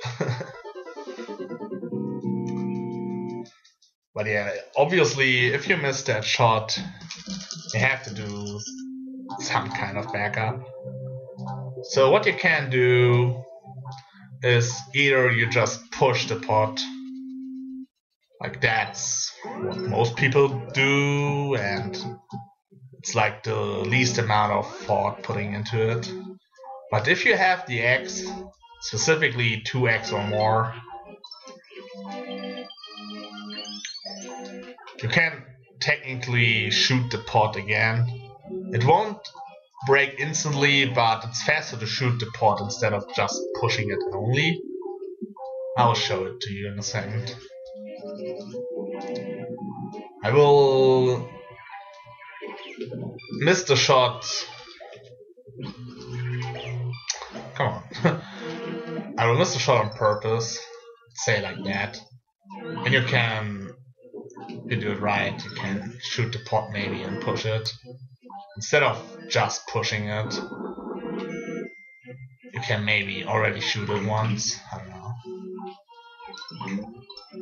That's a little bit faster. Maybe if you have enough X, you could even shoot it twice. Maybe like that, I don't know.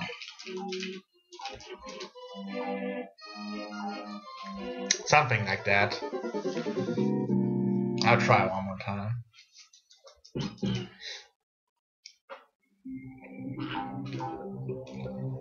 Like that, it's just a backup.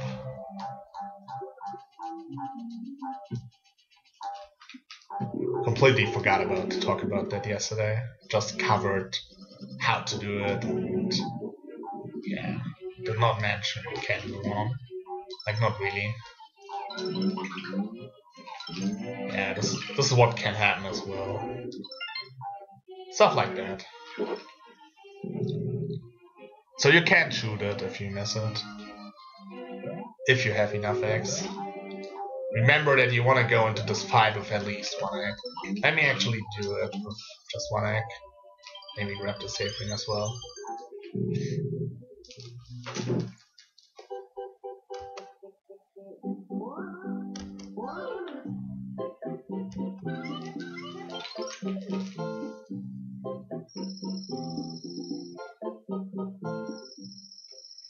So one other thing I didn't mention yesterday. Yeah, like that I can miss the shot. Obviously that's bad if that happens. One thing I didn't mention yesterday, if the fight ends, if possible you want to finish the fight with 6 eggs. That's not really necessary. You can finish with 0 eggs, it's not a big problem. But since we will go to since we will go to 1-5 next, it's kind of useful if you have 6 eggs, and I will show you why. I'm not sure if I have 6 eggs right now, but 5 eggs would be just as fine. So yeah, let's do 1-5, boring autoscroller. Yeah, what can I do? Okay, looks like I have 5 eggs. So first things first, you can obviously do swag shots like those, if you're really feeling it. If you want to show off or something. Oops. Whatever. Yeah, I would not advise to do any kind of swag shots. But if you really want to do them, of course you can, but there's always a chance that you will hit coins or a flower, and it's relatively easy possible on this level to dodge flowers and coins. Another thing you can do, a little swaggy thing, you can throw off the Shy Guy, not collect the coin, and then around here, as soon as the camera comes to this point, you can actually grab the Shy Guy again, even though it's not there. See? That's something you can do. Sadly now I don't have enough eggs to show you everything, but that's okay. I wanted to play a level twice anyway. So I think if you have 6 eggs, one of the coins at the top will always despawn. Or maybe you also need to get one of the flowers up there. Not entirely sure here, let's just see what happens. Definitely if you have like a flower and you spit it out here and stuff like that, you will definitely, yeah, as you could see, I did not despawn any coins. Let's quickly get 6 eggs and do it again. I should have actually played the level and show how to dodge the coin. Whatever. Actually, if I would be prepared, I would have the 6x item. Forgot about that. Anyway, 1-1 real fast, getting 6x. So it's really helpful if you come out of 1-4 with at least 5x. 6x is obviously easier, then you can mess around a little bit more. But if you have 5x, you just grab the Shy Guy. That's okay too. But yeah. So I will show you the coin despawn. I guess I have to play the level one more time after that, to show you what happens if you don't despawn the coins and how you can avoid the coins. Since again, you want to avoid all the coins and flowers in this level, since that's like the only real time save you can possibly do in this level. Other than that, there's not anything you can save time on. Well, technically it's not saving time, like when you get a flower or a coin you just lose time. Don't really save any time. But yeah, as mentioned in the first part, if you collect a flower or a coin, it's a difference between 0 and any coins or flowers. Like, as soon as you get 1 coin or 1 flower, it doesn't really matter how many coins or flowers you get. It's like 1 frame for each. But you want to try to get at least 0 if possible. That's the optimal thing to do. Maybe I can collect the save thing to do this whole thing quicker for the second time. Yeah, you can get the flowers up there. And as you will see shortly, the 2 coins should be despawned. Sometimes only 1 is despawned, but yeah, as you can see now, 2 coins are despawned. And you can also take the flower up here, which makes this part a little bit easier, since now you can do an extended flutter up here and avoid that red coin specifically. You can also do like a perfect flutter here, but perfect fluttering is like kind of tricky. Let's quickly die. See where this brings me. Okay, that's perfect. Now there should be all coins. Yeah. So if you didn't despawn the coins, to get around like that to avoid all the coins. And let's say you didn't bring a flower, and as said, you can do the perfect flutter thing. Another thing people do is like a jump here. I don't like that jump. I prefer to do it with the perfect flutter, but yeah, both work. So the last thing to note is that you want to leave with 6x. That's very important. And another important thing to note, let's say you accidentally collected a flower. Obviously you won't accidentally collect this flower, but let me just show it. In that case, if you just hold forward while going into the goal ring, you will actually get a bonus. So in that case, you do what the Hunter runners do and let go of the D-pad. Then it will land 1 spot right to the flower, like that. If I was to keep holding forward, it would have landed on the flower and I would have gotten a bonus, and that's bad. But yeah, that's about it. That's 1-5 for you. I really don't want to play it again. And there's not that much to mention on 1-5 anyway. Basically, try to avoid all flowers and all coins. If possible, start with 6x to make it easier with the coins despawning and stuff like that. And get a flower up there, like one of the daisies I mean. And you can use that for an easy extended flutter to dodge the 1 red coin that's kind of tricky to dodge. And then the most important thing, you want to finish with 6x. That's important because on all the next levels up to 2-2, the egg routing is very optimized and also limited. Like, there's very limited resources where you can get eggs without losing time. But yeah, so yeah, next level, 1-6. 1-6 is a relatively easy level as well, like most of World 1 is relatively easy. So let me first go over the movement in the beginning. Obviously, as with every level, you want to avoid slopes as much as possible.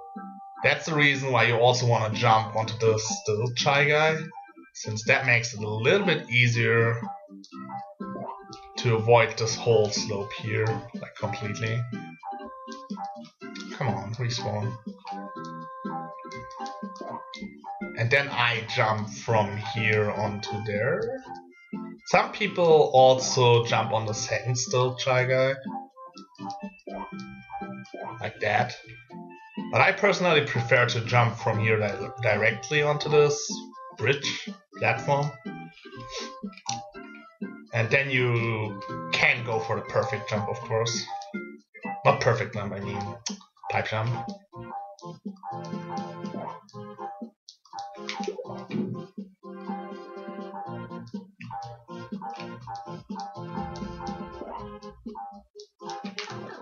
Whatever. So for this, you can just hold right the whole time, and it will almost perfectly sets you up to jump over the still shy guys. Yeah, I will just do it again. I will first show you.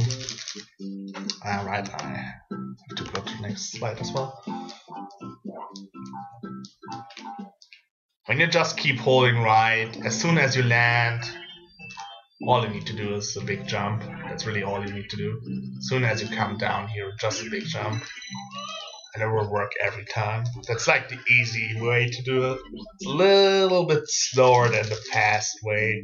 The fast way is a little bit tricky.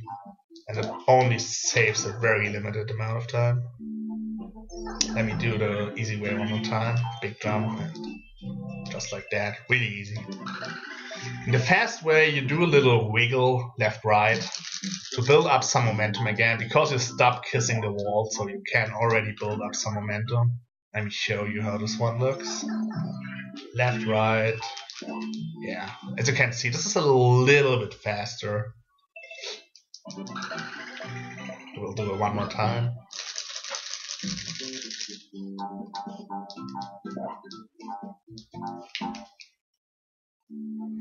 So yeah, as soon as I touch the wall, I will do this left, right. So let me actually get X. So the next thing is the balloon shot here, which is kind of tricky. But basically what I want to do, as soon as I jump onto this bouncing arrow, I start an upshot like that and just release. Kinda like, I have a feeling for it. I just release it at the right time. I know when to do it. It's not very hard. It's really easy. Basically I hold up right to move to the right and at the same time start an upshot.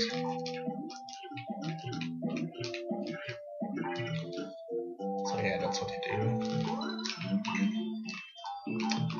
I will not start a level again now. I will probably have to restart a level at some point anyway. Then you will see it again. But for now, yeah. Jump onto this arrow and then shoot it. Note about this level, you can't avoid all the coins. Well, you can, but it's kind of slow. It's possible to avoid the coins here. Sometimes you get like a weird bouncing arrow bounce, where you don't get enough height to collect coins and you have to do like this flutter. But in that case, even though you dodge the coins, it's actually slower since you have to do the flutter. Probably can't replicate it. It's like not happening very often. But sometimes you get like exactly the height where you don't get the coins, but the flutter will still reach. Let's do one more time. Yeah, no, I can't get it. So yeah, come up here. So that's the next part, next tricky part. Basically, it's really easy. Just wanna jump onto this still shy guy. Jump onto the next flat ground right here, like this is flat.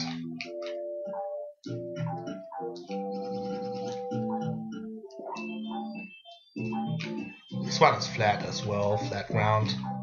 You can't jump from here to the next flat ground, basically.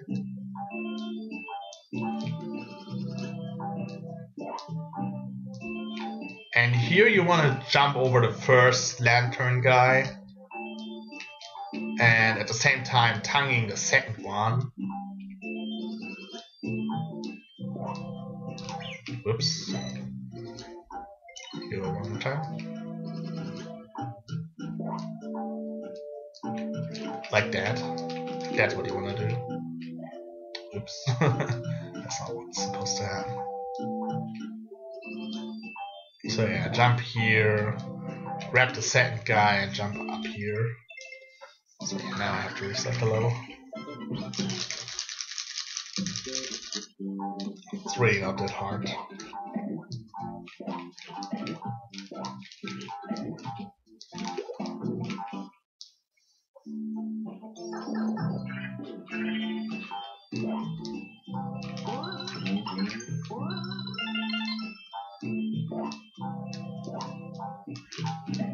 Yeah, kind of like that. You want to jump about... Oh, I can't.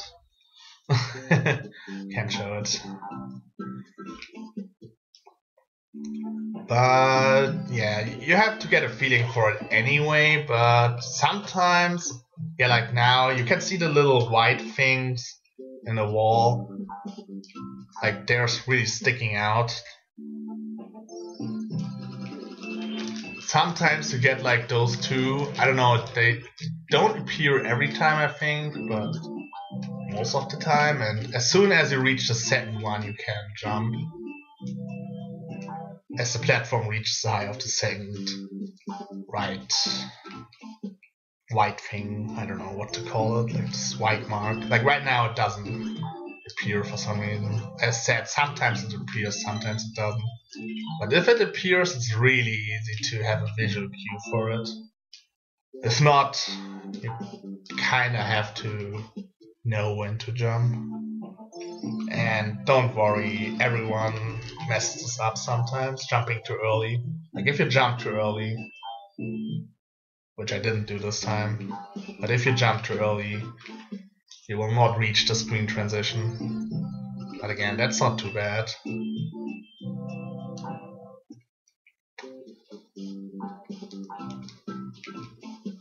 Also, jumping too late is also not too bad. I mean, we are talking about frames here. Like, this was too early. It's really not a big deal. So yeah. But sometimes you get like this nice pattern on the wall. But yeah. Not reliable, since it's random. Sometimes it is there, sometimes it isn't. So then you get up here. You want to do 2 quick jumps like that to get directly up to the top. Obviously, you can't avoid all of the slope, but you want to avoid most of it, I guess. And you can do that with like 2 quick jumps right at the start of this platform, right? See, I always get up on the top immediately.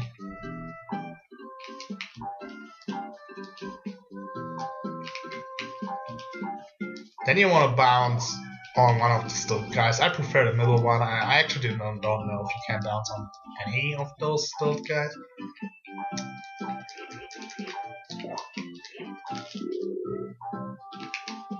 Probably can. Yeah, like the first one works as well. I assume the green one works too? No, you would have to flutter for the green one, I think. Yeah, doesn't look like it would reach. But you can bounce on the first 2 ones. I prefer the middle one. Bounce on that like that. And then obviously you want to avoid the safe ring.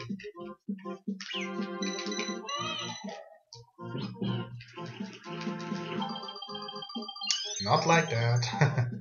You want to avoid the safe ring, and you can do this by just walking a little bit down the slope here. I'm not sure if you can actually like jump maybe even to avoid the slope and the safe ring. I think as soon as you do even the smallest kind of jump, you will get the safe ring.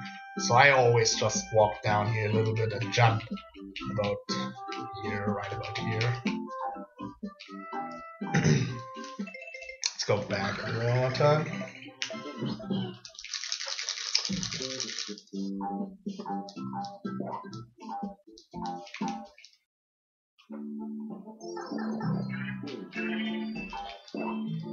Right, next.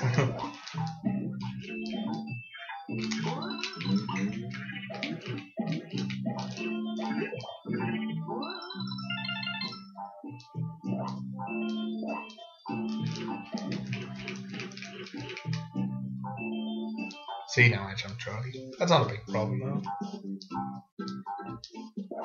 Maybe I also take the first one sometimes. I don't know. I just jumped there and usually I hit one of the Shy Guys perfectly. Like either the first or the second one. Doesn't really matter. Yeah, then you avoid the safe ring. You jump up here. I think this actually pixel ports you. So you don't really walk down any of the slope. Even though it looks a little bit like it, I think you're actually in the air while you're at this spot. I could be wrong. So maybe you want to actually do 2 jumps. I don't know. Probably doesn't make big of a difference. You can certainly just jump up there like I do. You can avoid this little slope by jumping down here and then continuing from here.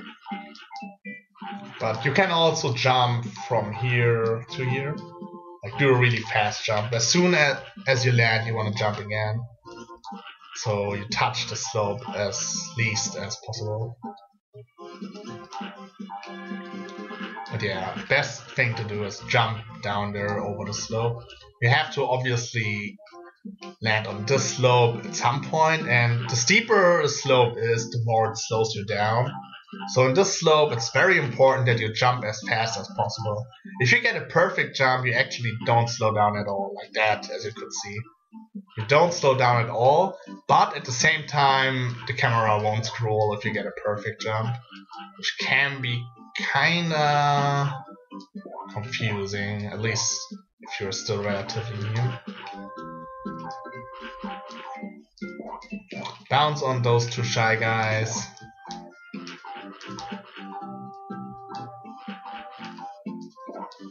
Do a big jump off of the last shy guy.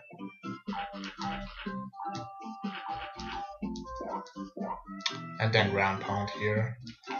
Also, you can walk off of this info block and you will directly land on the first still shy guy and show it to you. Yeah, then you do 3 ground pounds. And yeah, then you enter the last cave. Since I don't want to play this too often, I mean, maybe grab the save frame real quick.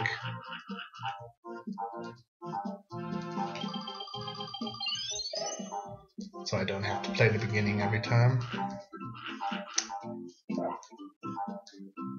So what I want to do for the last cave entry in the very beginning, you want to hold right until you kiss the wall, then hold left again, and then do a shot. You will see what I mean.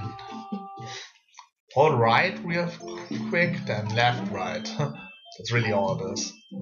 Like you basically hold right for a split second, hold left until you reach the wall, and then you hold right again and do the shot.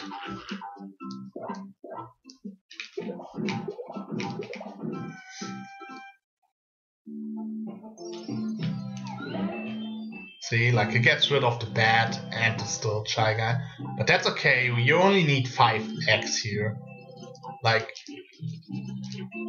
you enter 1-6 with 6x. You have to shoot 1 egg for the balloon. Then you grab one of the lantern guys. So you have 6 again. Then you do the shot. You have 5 eggs again. But that's okay. You will get 1 more egg in 1-7 at the beginning. Then you are at 6 again. But yeah, then you grab one of the lantern guys. You have to jump. Well, I guess you can maybe avoid the whole slope as well. I don't know how the lantern guys are when they're spawned, since they're out of sync right now. But either way, you can just quickly jump once from the slope, if not. And then you will jump over these mushrooms, and on the 4th mushroom that you land on, like at least with my movement, it's like 1, 2, 3, 4. So that's the first mushroom. Let's say first. That's the 4th mushroom. And the 4th mushroom is the one where you will do the lantern split, the fast one, like that. And when you do it, after that you wanna like wait until it's finished bouncing, and you can land on it, get up here.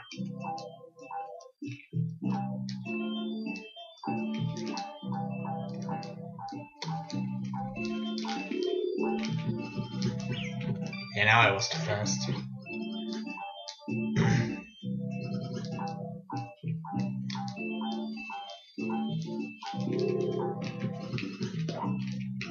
Yeah, like that. So this is kind of tricky for many people. I will show you some of the reasons why people tend to mess it up. The first thing people do wrong is they will jump on the very far left of this mushroom. I will show you what happens if you do that.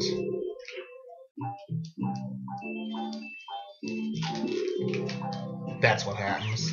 The guy will just drop down. obviously not what you want to have happen. Sometimes it can still work.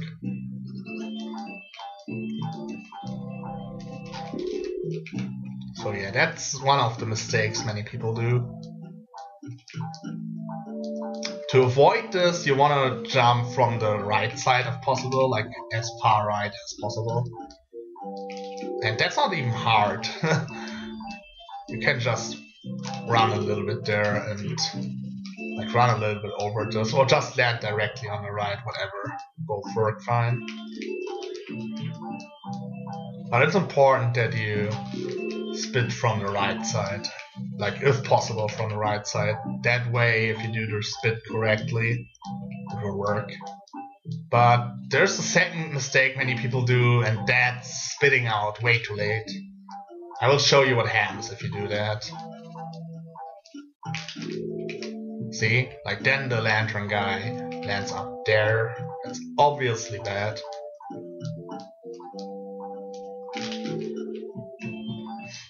So what you want to do, you want to spit on the right side if possible, and you want to spit as early as possible as well. Basically I do it in one motion, jump and up spit, as soon as I am on the right side. Then it works every time, no problem, easy.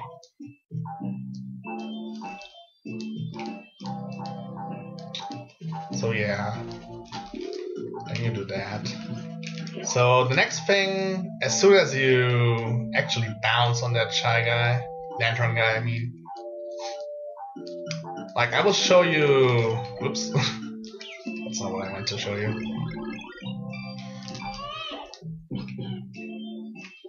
I will show you the bad way first, like bad movement, kinda.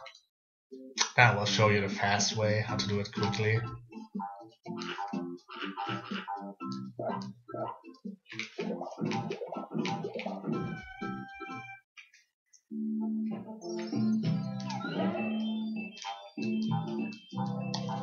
So slow way, you will hold right the whole time. What's bad about this is that you kiss the wall and you don't build up momentum already. So it takes you a little bit more time to actually bounce onto this arrow here. So the fast thing that you want to do is do a little left right. Like you want to go to the left after you bounce and then get up there. So you already build up momentum to the right and you can quickly bounce on the arrow.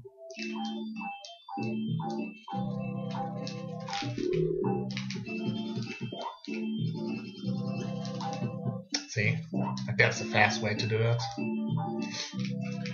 I'll show one more time.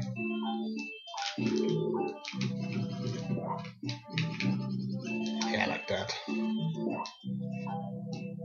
And then there's one more possible optimization, the perfect flutter optimization. You can actually do a perfect flutter off of this lantern guy to cut out a little bit of flutter time, since you spend less time on the flutter, since you start your extended flutter earlier or higher up, I guess. But that's like really next level optimization, and it barely makes a difference, but I felt like I wanted to mention it. If you're really comfortable with this, this is a little optimization that you can go for.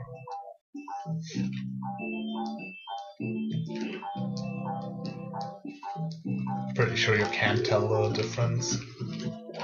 I'm not getting it anyway, I think. But yeah, you can input the flutter manually, and if you do it right, you start the extended flutter higher up, and as said, this is just a little optimization to get up there a tiny bit faster. Really not a big deal if you don't do it.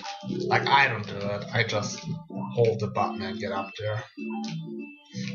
Okay, so let's do it one more time correctly, and let's get out of 1.6.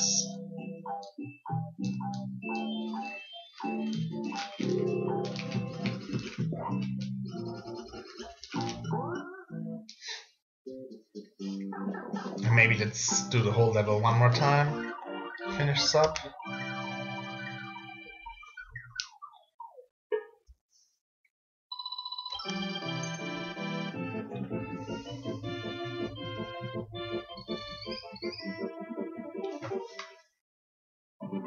Okay, so one more time playing this level. I will grab this Shy Guy just to show you that I will exit this level with 5x if you do everything right.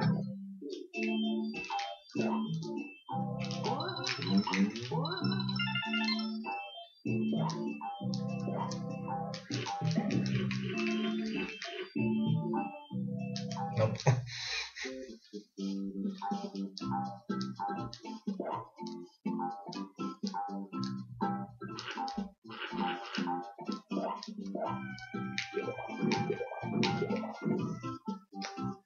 So yeah, watch my movement here.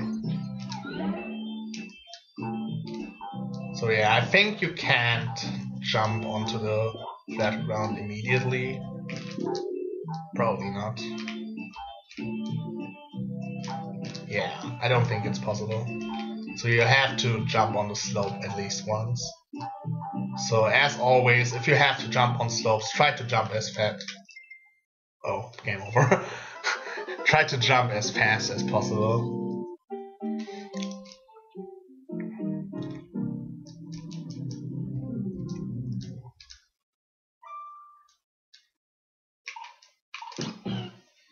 Okay, maybe let's just move on to 1-7.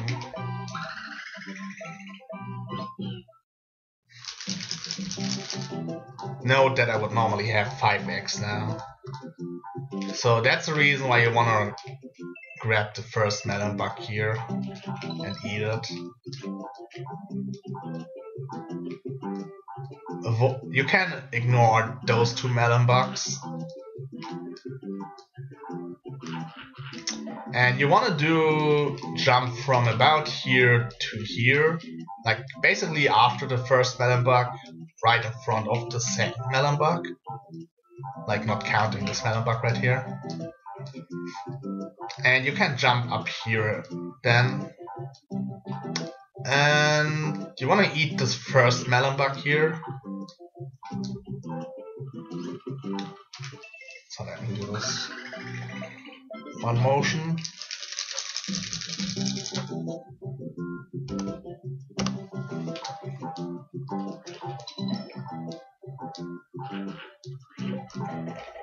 You can push the second one, but be careful. If you walk a little bit too far, you will actually walk on the slope a little bit. And I think the melon bug also interacts weirdly with Yoshi as well if you run into the melon bug too much. So you want to jump before the slope starts, kind of like that. Like sometimes the melon bug will slow you down, some stuff like that.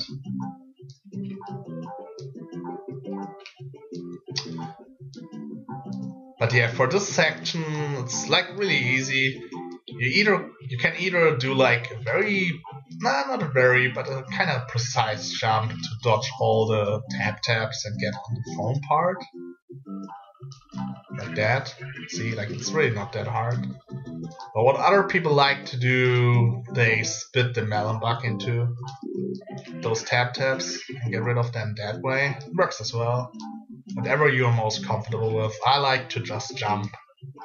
As said, other people like to do like this melon bug split to get rid of them. Both works fine.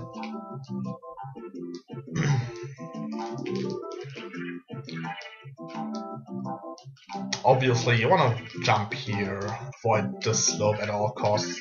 This is a relatively steep slope, so it will slow you down considerably unless you perfect jump off of it.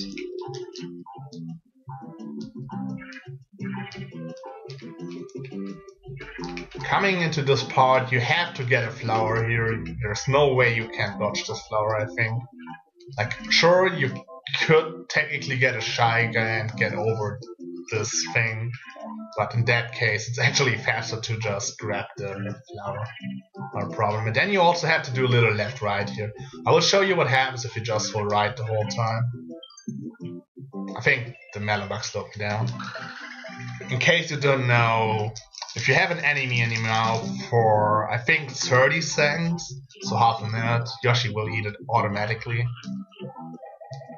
Maybe it's like 20 seconds, whatever. If you hold an enemy in your mouth too long, you'll eat it automatically. But yeah, as you could see, you will kiss this wall. So you will have to do a little left-right there.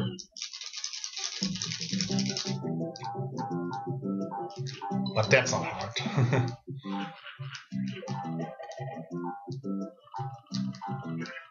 So yeah, a little left-right here. And then I will show you what I like to do. Since in the next part, yeah, fuzzies as you can see. And then there's also this very annoying piranha plant. So what I like to do, I do a really early spit of the melon bug.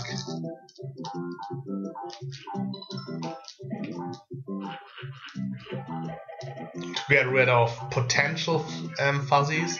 Fuzzies are random, by the way. Yeah, like that. And that's what I like to do. I do an upspit of the melon bug really early. I do it in one motion, like I jump and do an upspit. And it will get rid of the piranha every time, like that.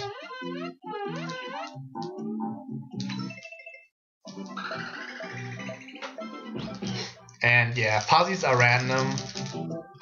When you touch a fuzzy, I heard 20 frames, I heard 15 frames, it's either 15 or 20 frames I guess. But as you can tell, maybe if you touch a fuzzy, the screen will freeze for a second. So in this level you can actually do the whole level coinless.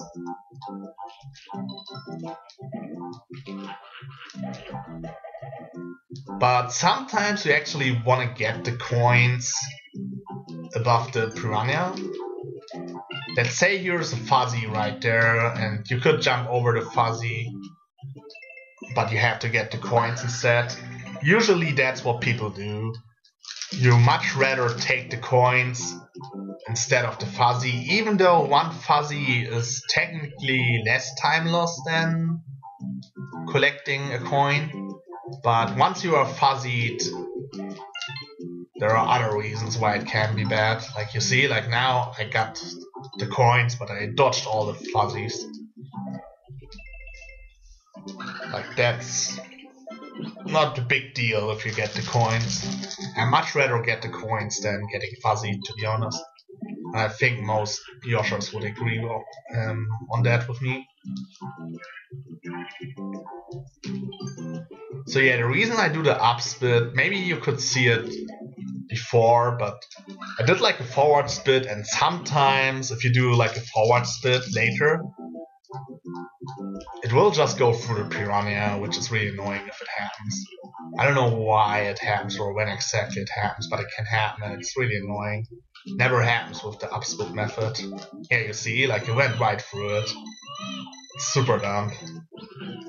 Like the only reason some people prefer it, you can see how the fuzzy pattern is and potentially adjust your spit compared to my way of doing it, or like other people do this as well. Just do the upspit and hope for the best, kinda. But it works out pretty well most of the time, I would say. Ah!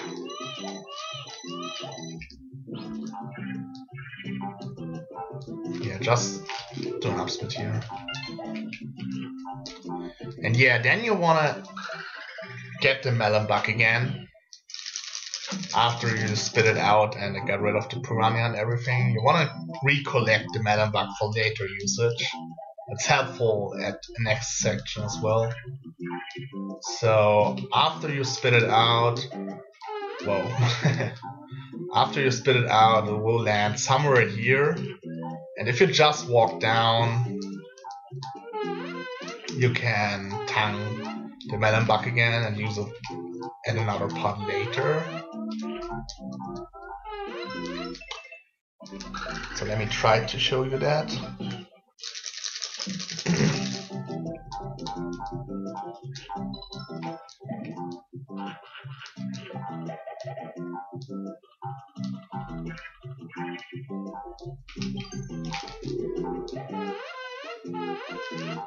Yeah, like that. And you want to keep it for this part right here. Just get rid of those two modes. I do a very similar thing compared to the first melon box bit. Basically, as soon as I reach this two higher parts, as soon as I jump from here up to here, do an up spit, and that will automatically get the melon bug right into position where it clears both modes. It's also possible to jump up here and do a forward spit after this jump, I think. That will also get rid of the modes.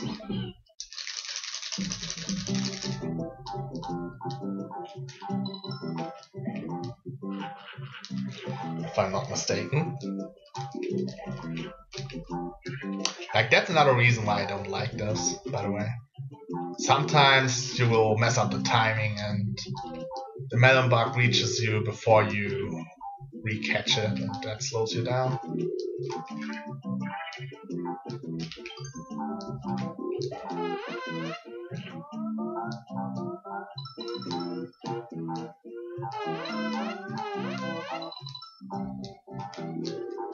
Yeah, like that.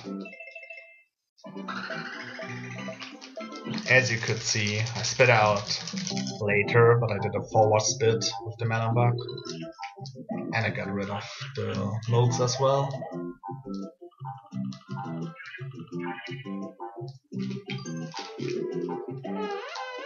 Like, there was a fuzzy that I couldn't really avoid.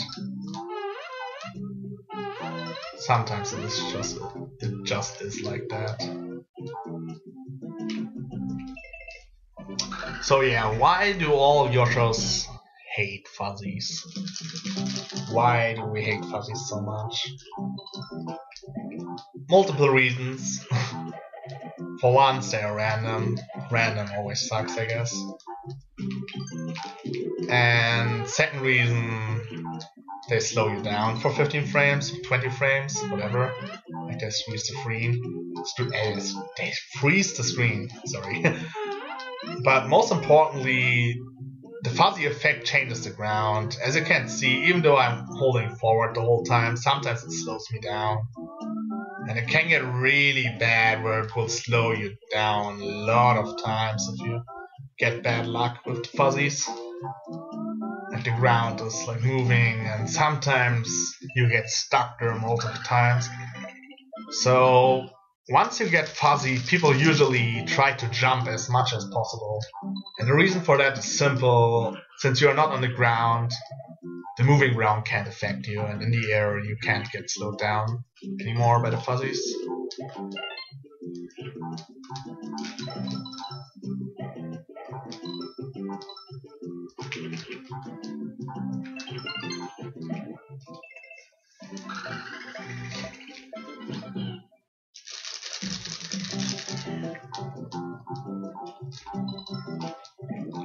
And yeah, you don't want to use any X to get rid of fuzzies, since, as I said, you enter this level with 5X, you get the first melon bug to get at 6X again. So now you want to jump as much as possible to avoid the moving ground stupidness.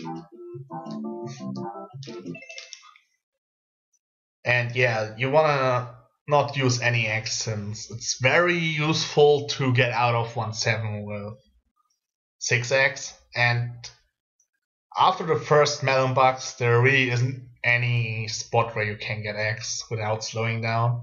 I mean, there's the egg box in the middle, but that's not really useful. since that's very slow.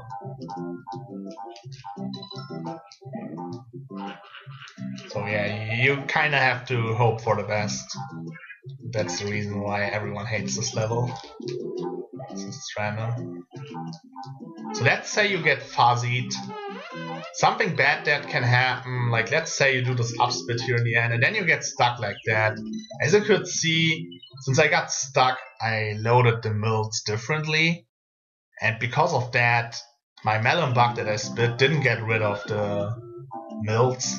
And I can't just jump down there and walk on this path. And also, since I got stuck here, the one up Shy Guy that's coming will be directly in my way to jump over everything. So you have to be careful. When you get stuck at the very end here, you have to take care of the one up Shy Guy that will be in your way. But all you have to do in that case is grab it, like in some way or another, like grab it, and jump over the mills. You could technically shoot the mills like that, but then you lose an egg. It's kind of personal preference.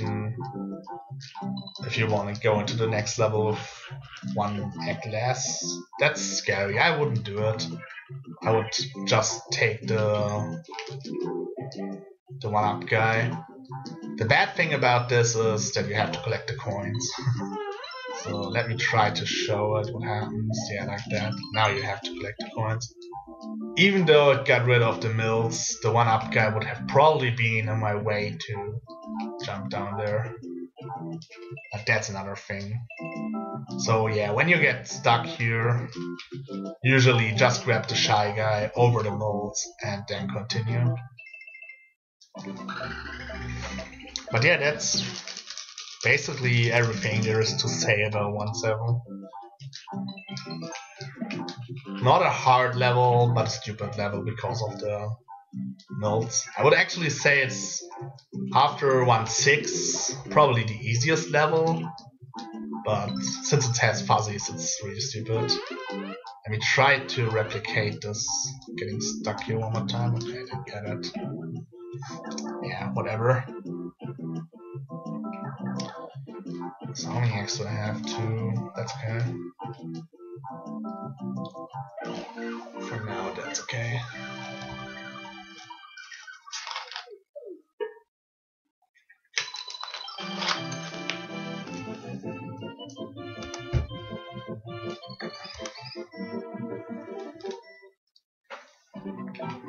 So last level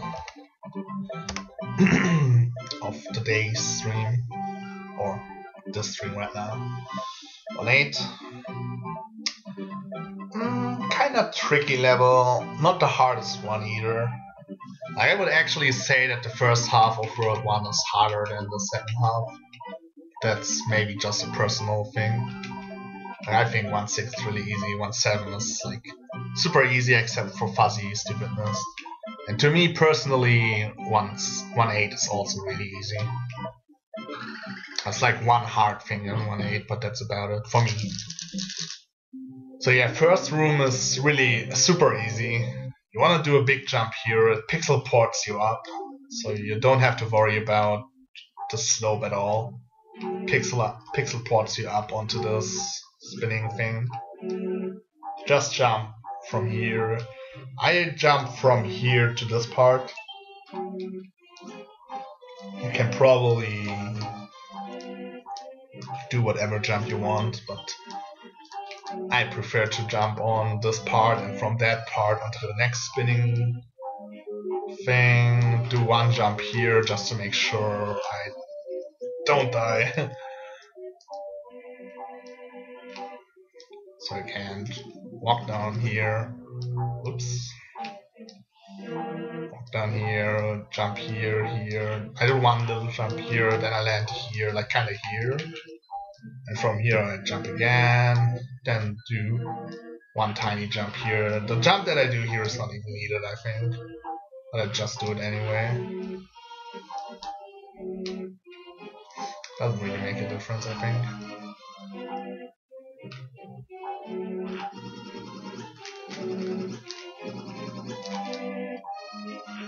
So yeah, first room, super easy.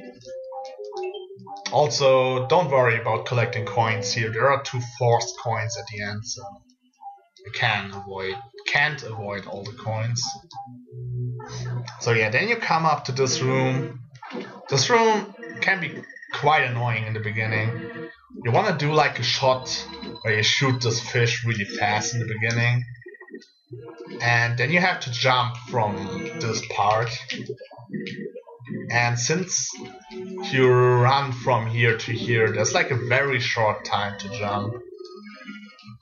Like, what usually happens is either you miss the jump, like pressing jump too late, or what happens some other times that you will get a perfect jump, which can be annoying because if you get a perfect jump, you don't get the automatic flutter. Nope, didn't happen this time. Maybe it will happen once. I'll try to hold jump, and if I don't get the automatic flutter, you will see that I will just drop. Nope. So one more time, or like 2 more times maybe. But yeah, you shoot the fish and then you jump off the second platform. But yeah, the perfect jump can happen, and for that simple reason, I usually input this flutter manually. Like I input it manually every time. At this time I input it manually. Like just at some point where I feel comfortable, I will input the flutter manually.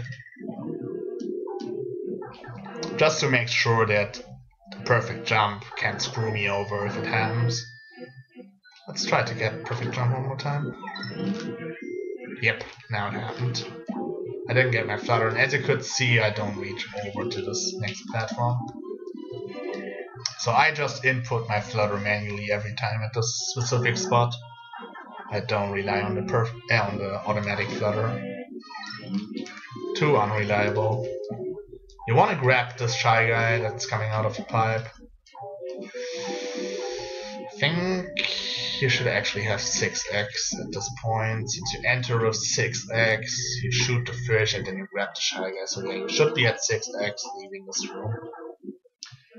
So the next room, first thing first, if you practice this room, like this thing in the beginning, it will act differently after you did it like that. See, like the camera works differently, so you can't really practice it. You would have to go out of this room and enter it again every time to practice it. That's something to just tell you. I was struggling with this in the beginning for a very long time. Like I didn't understand why it wouldn't work for me. Like it works the first time, then it wouldn't work. And I didn't know that the camera is like slightly different as when you enter the room the first time. And yeah, that was the reason. So yeah, if you want to practice this room, do it over and over again, then yeah, get into this room here again and just reset the whole situation. So yeah, so for this room you have to get the switch, obviously. You want to jump up here, and what I like to do, I like to shoot that switch up there like in one motion. As you could see, I jump here, here, here, and do it like that. There is an easier method where you jump up here and shoot it from here, but obviously that's slower.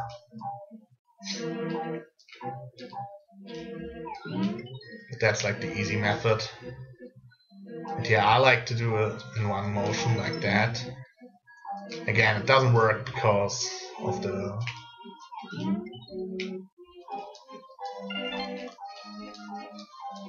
camera thing. Quickly get X.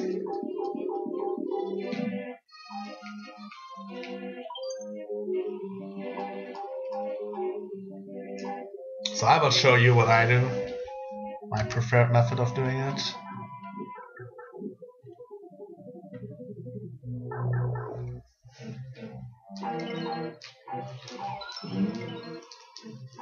Looks like that.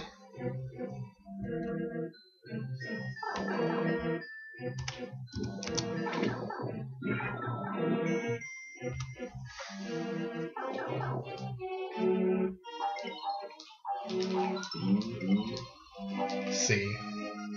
The thing is, you can't see the switch that I'm shooting.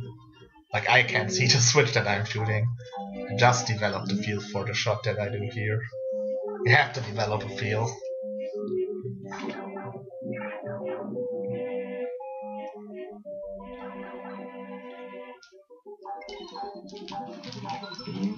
But to me personally, this is really easy. So after I did the shot, something annoying that can happen if you jump too high, you land onto this part. Obviously, that's not what you want to have happen. So yeah, again, you have to get a feel for this, but you want to jump just enough to not get caught up here, but also land on the next part. Again, it's all about having a feel for it. It's like not really something that I could explain to you, you just have to get a feel for it.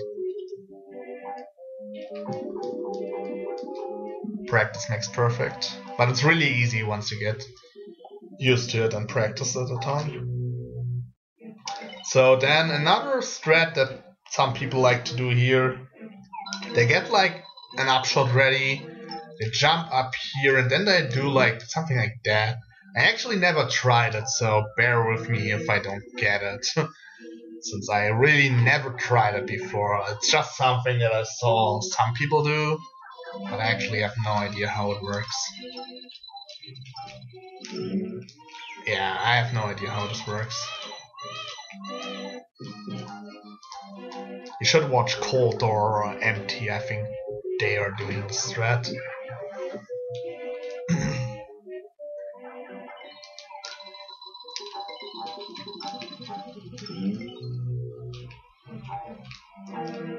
Like you would have to do some jump where you roll the camera high enough, but at the same time don't get onto this platform.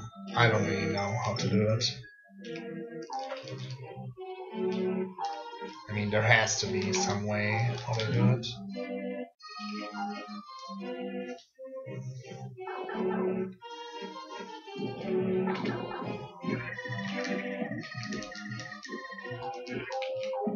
Let's try it 3 more times.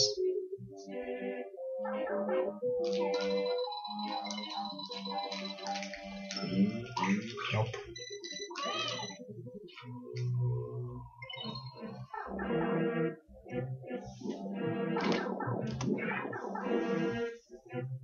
Just showing an alternate method.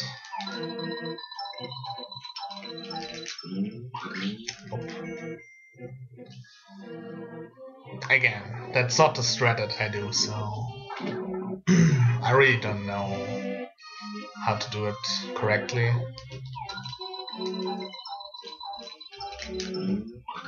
Whatever.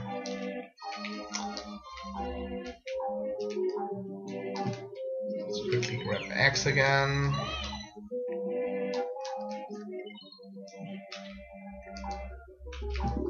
Just for a quick comparison, like my method that I do, like I get up here, do like this jump, and then get up here. I spend some time here, while with the strats that the other people do, like Coulter and MT, they get directly to this part, but I know that they have to do a little flutter, like some kind of flutter here. So even though they get to the right faster, they actually spend some time fluttering. So it's not that much faster, I think, than just doing it like that. And at least to me, like my method is way easier. But I mean, it's my method, so of course it's easier for me.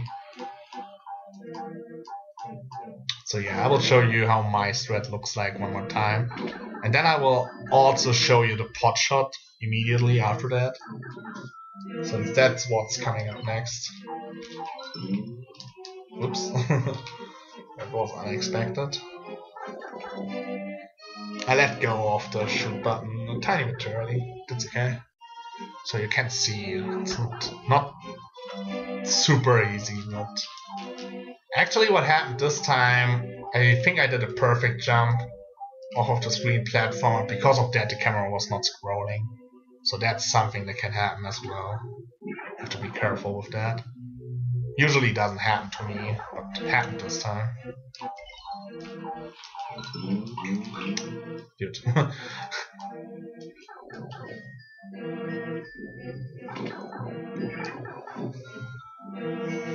Okay, come on.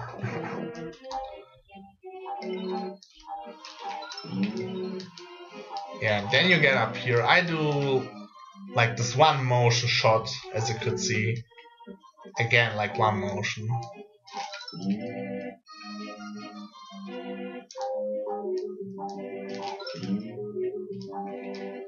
Just shoot and land onto this part of the platform of the spinning wheel. Really nice and easy.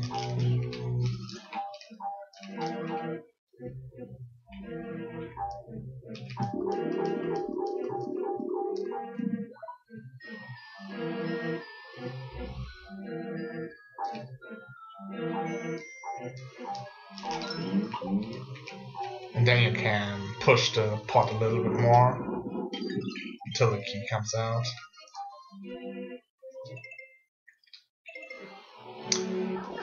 I will show you a strat that other people do, where they...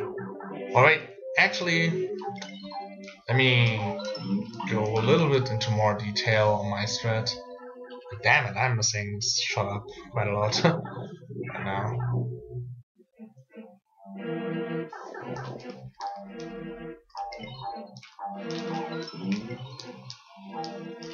So I will jump up here and push it from here.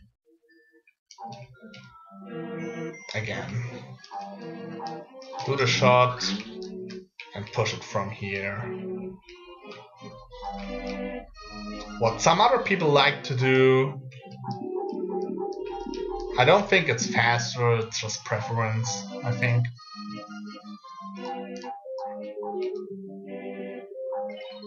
Oops. They get up here, they shoot it, and they would like flutter here and at the same time push it. You can actually push the pot if you are fluttering. That's a thing. So let me try to show you that.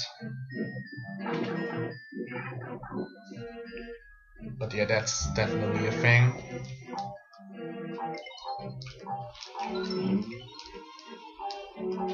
Oops, I forgot to do a shot. Yeah, as you can see, like I push the pot while fluttering, so that's not a problem. I'll show it one more time.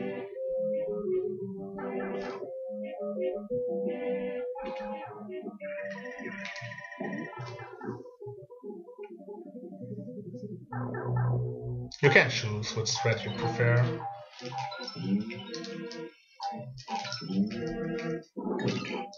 Yeah, like that.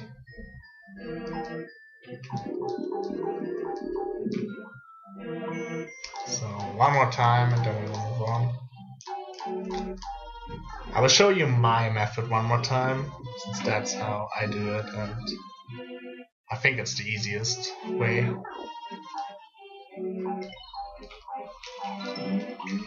Oops.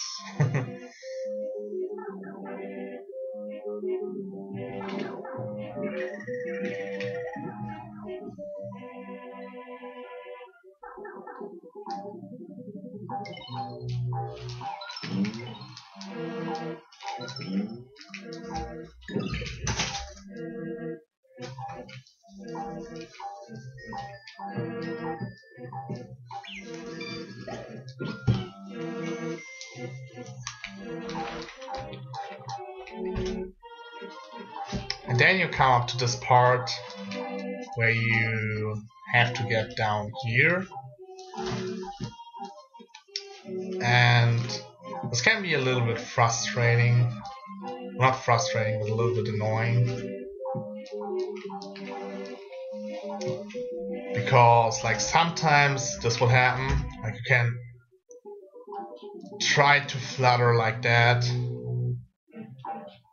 but you will actually jump from this platform. This can be kind of annoying.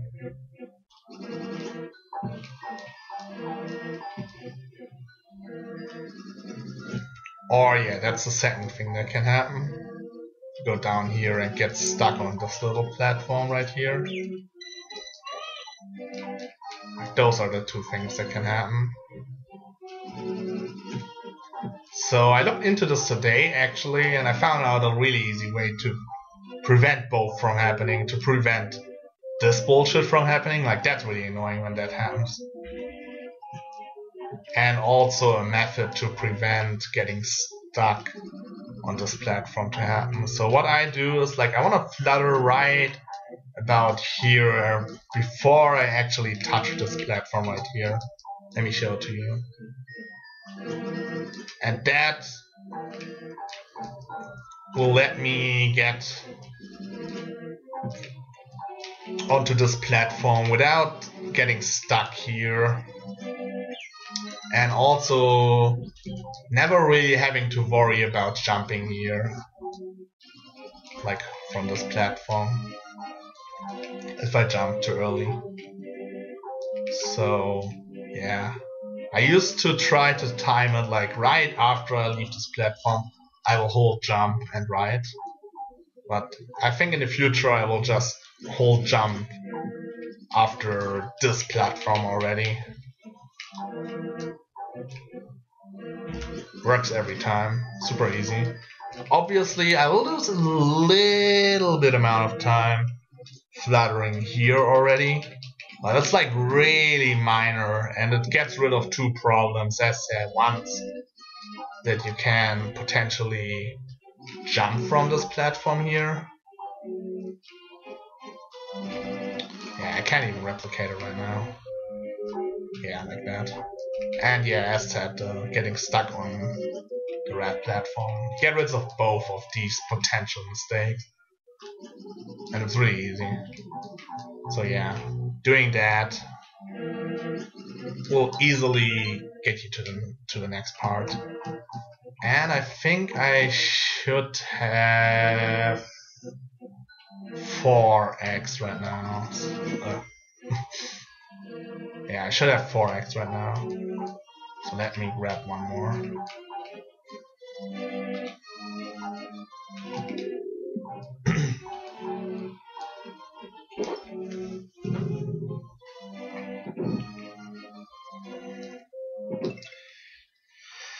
Okay, almost done with the tutorial.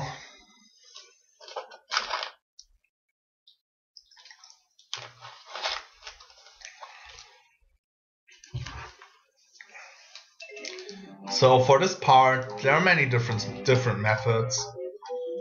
I think what most people do is like they get up here, they jump and spit and jump after that. But that's the strat that most people do.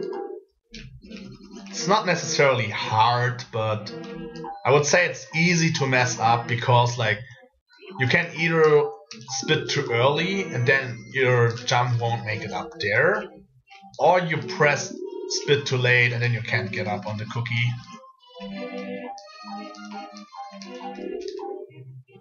It's like kind of precise when you have to spit. Again, if you do it too early, you can't get up there. I mean, you can, but not directly. And too late, obviously, too bad when that happens. So what I like to do, like the easy method I would say, you grab the cookie, jump up here, and you want to land kinda, not exactly on the edge, but like a little bit left. Then you want to turn around and do an upspit like that. Maybe that was a little bit too far to the left, but do an upspit like that. And it should work every time, like really easy. See, like, this is really not that hard.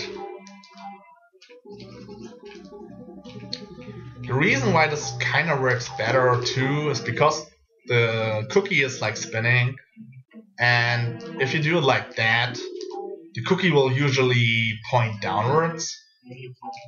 Since you grab it like that, like when it's pointing downwards.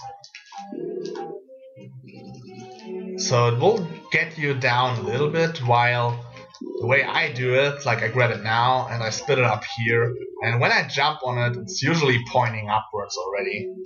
That makes it a little bit easier.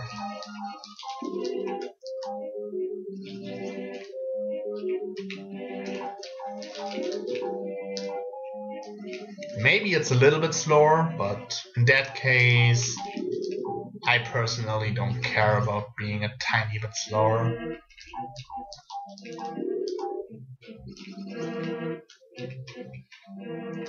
And even not sure if it's even slower.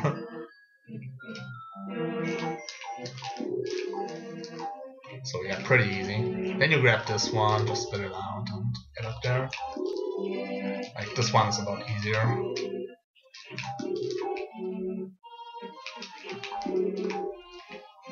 Yeah.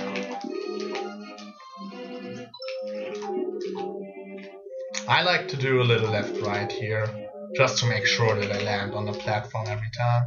Since if you don't do a left-right, you can like overshoot the platform really easily. I think if you do it perfectly, you can technically bounce on the arrow and make it up there perfectly without any left-right, and maybe even get a sex stomp. Yeah, like that.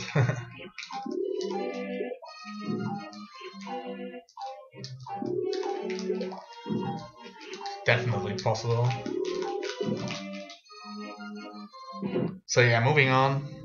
Final part of this presentation, I guess, tutorial. First world. Almost done with the first world. So again, you enter with 4x to the fight. And the strategy you do for the fight, at least what I do, but I think most people do this, they will do, or I will do 2 horizontal shots, then eat 2 of the slimes that come out, the mini salvos. I usually grab a third one as well, just to make sure if something goes bad and I have something to spit at him. But yeah, you do 2 horizontal shots, grab 2 of the slimes, then you do 2 more horizontal shots, and 1 vertical upshot as the last one to finish it off. So let's go through the eggs. You have 4, you do 2 horizontals, you would have 2 eggs. You eat 2 slimes, then you would have 4 eggs again. Then you do 2 horizontals and 1 vertical one. Leaves you with 1 egg. And that's totally fine. Even if you have 0 eggs, that's also okay for 2-1. But it's definitely preferred to enter 2-1 with 1 egg. It's not really necessarily for 2-1 itself, but for the level after 2-1, for 2-2. But again, it's not a problem if you start with 0 eggs. Just kind of tricky to get eggs in 2-1. But yeah, I will cover that the next time. So yeah.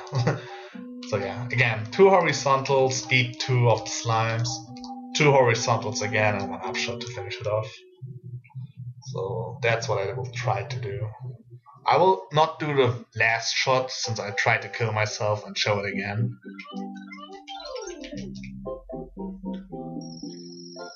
Since otherwise I would have to play the whole level again.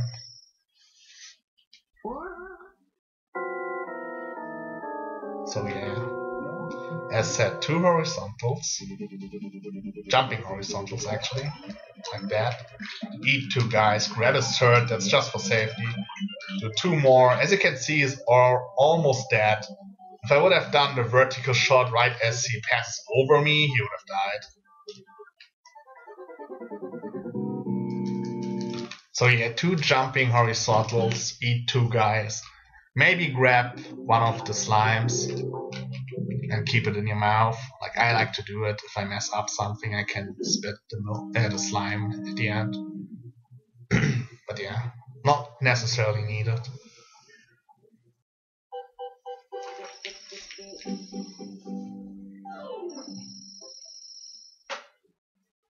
So again, 2 horizontals, eat 2 slimes. I will grab a third one.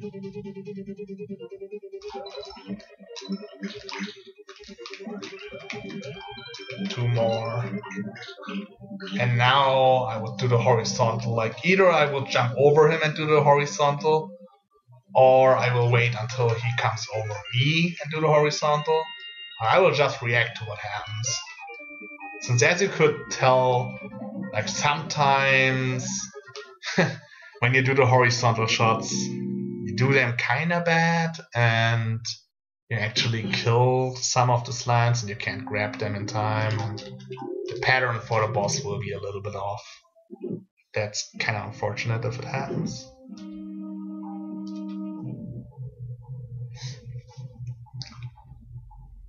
So yeah, let's do the whole fight and finish this tutorial.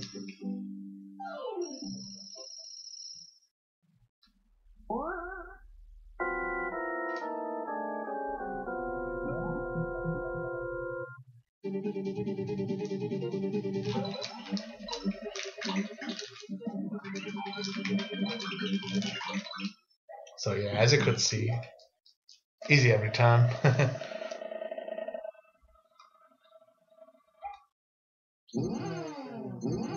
And I think I finished with 1 egg. I should have finished with 1 egg.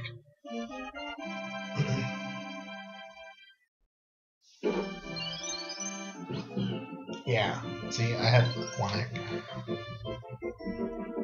Yeah, that's it. That's 1-8. Don't think I missed anything important this time. So yeah, thanks for watching everyone, and see you next time. So I actually forgot to show like 2 things in 1-8, like 2 potential things that can go bad and that you should be prepared for. So I already prepared the setup with 6x, so now I have 6x. Let's say you messed up the first shot here. I messed it up intentionally. In that case, if that happens, you actually don't really want to try again, since the camera is not moving up, as you can see. So instead, if after the first time messing it up,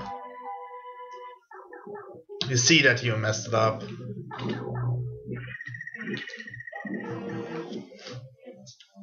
you just do the simple method that I showed.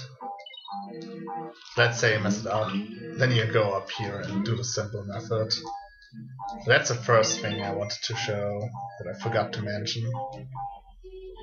And since you used an egg, maybe you want to decide to just push the whole pot manually, since it's can be kinda dumb if you go into the boss fight with only 3 eggs instead of 4. I mean, it's doable with 4 eggs, but with 3 eggs. But yeah, to be on the safe side, maybe you wanna just skip shooting the pot here and just push it manually, because you had to use 2 eggs here. So yeah. And the second thing is for the cookie here. So let's say you messed this up. As you can see, the cookie was despawned already.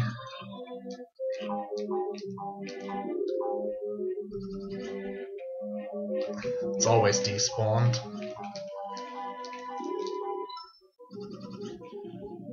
So it could be helpful. Okay, perfect jump.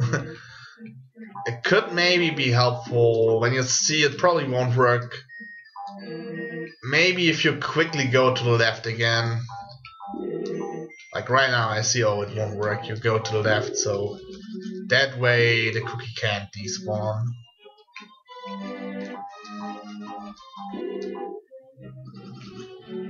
As you can see, it's always despawned. But yeah, that's just if you realize, oh, you won't make it. Then maybe before you even get very far to the right,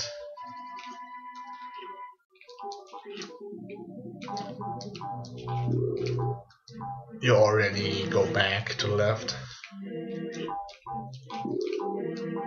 I don't know if my method really doesn't go wrong often, like spitting it up there. It usually works.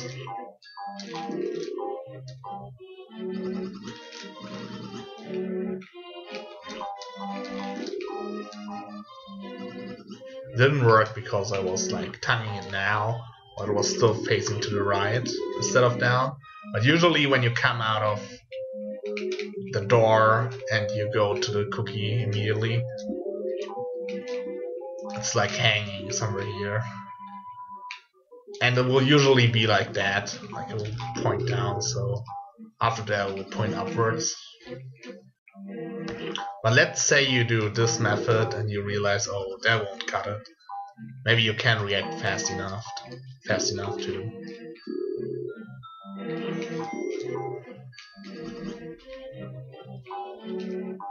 to go back.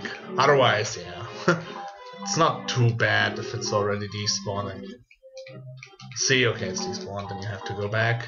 I mean, it's a dumb time loss that obviously shouldn't happen. It's bad if it happens, but yeah, not much you can do at this point. You're already screwed up.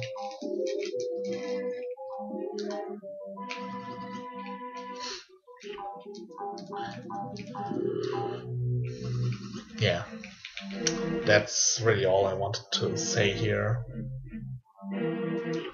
Maybe while I'm at it, I can do the boss one more time.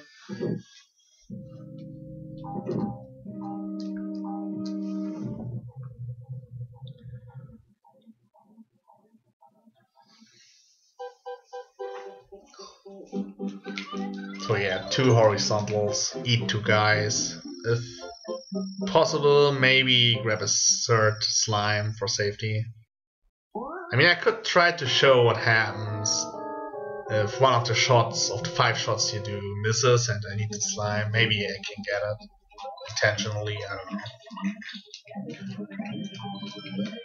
Let's say I mess up this shot big time. Then I would have at least this one in my mouth. And as you can see, 1 is usually enough to kill Salvo. But yeah, I felt like since this is all I would like to add to the last part, didn't want to cover it in the next stream. So yeah, I will just quickly record a video and edit. So yeah, so that should be part 1, like world 1. Alright.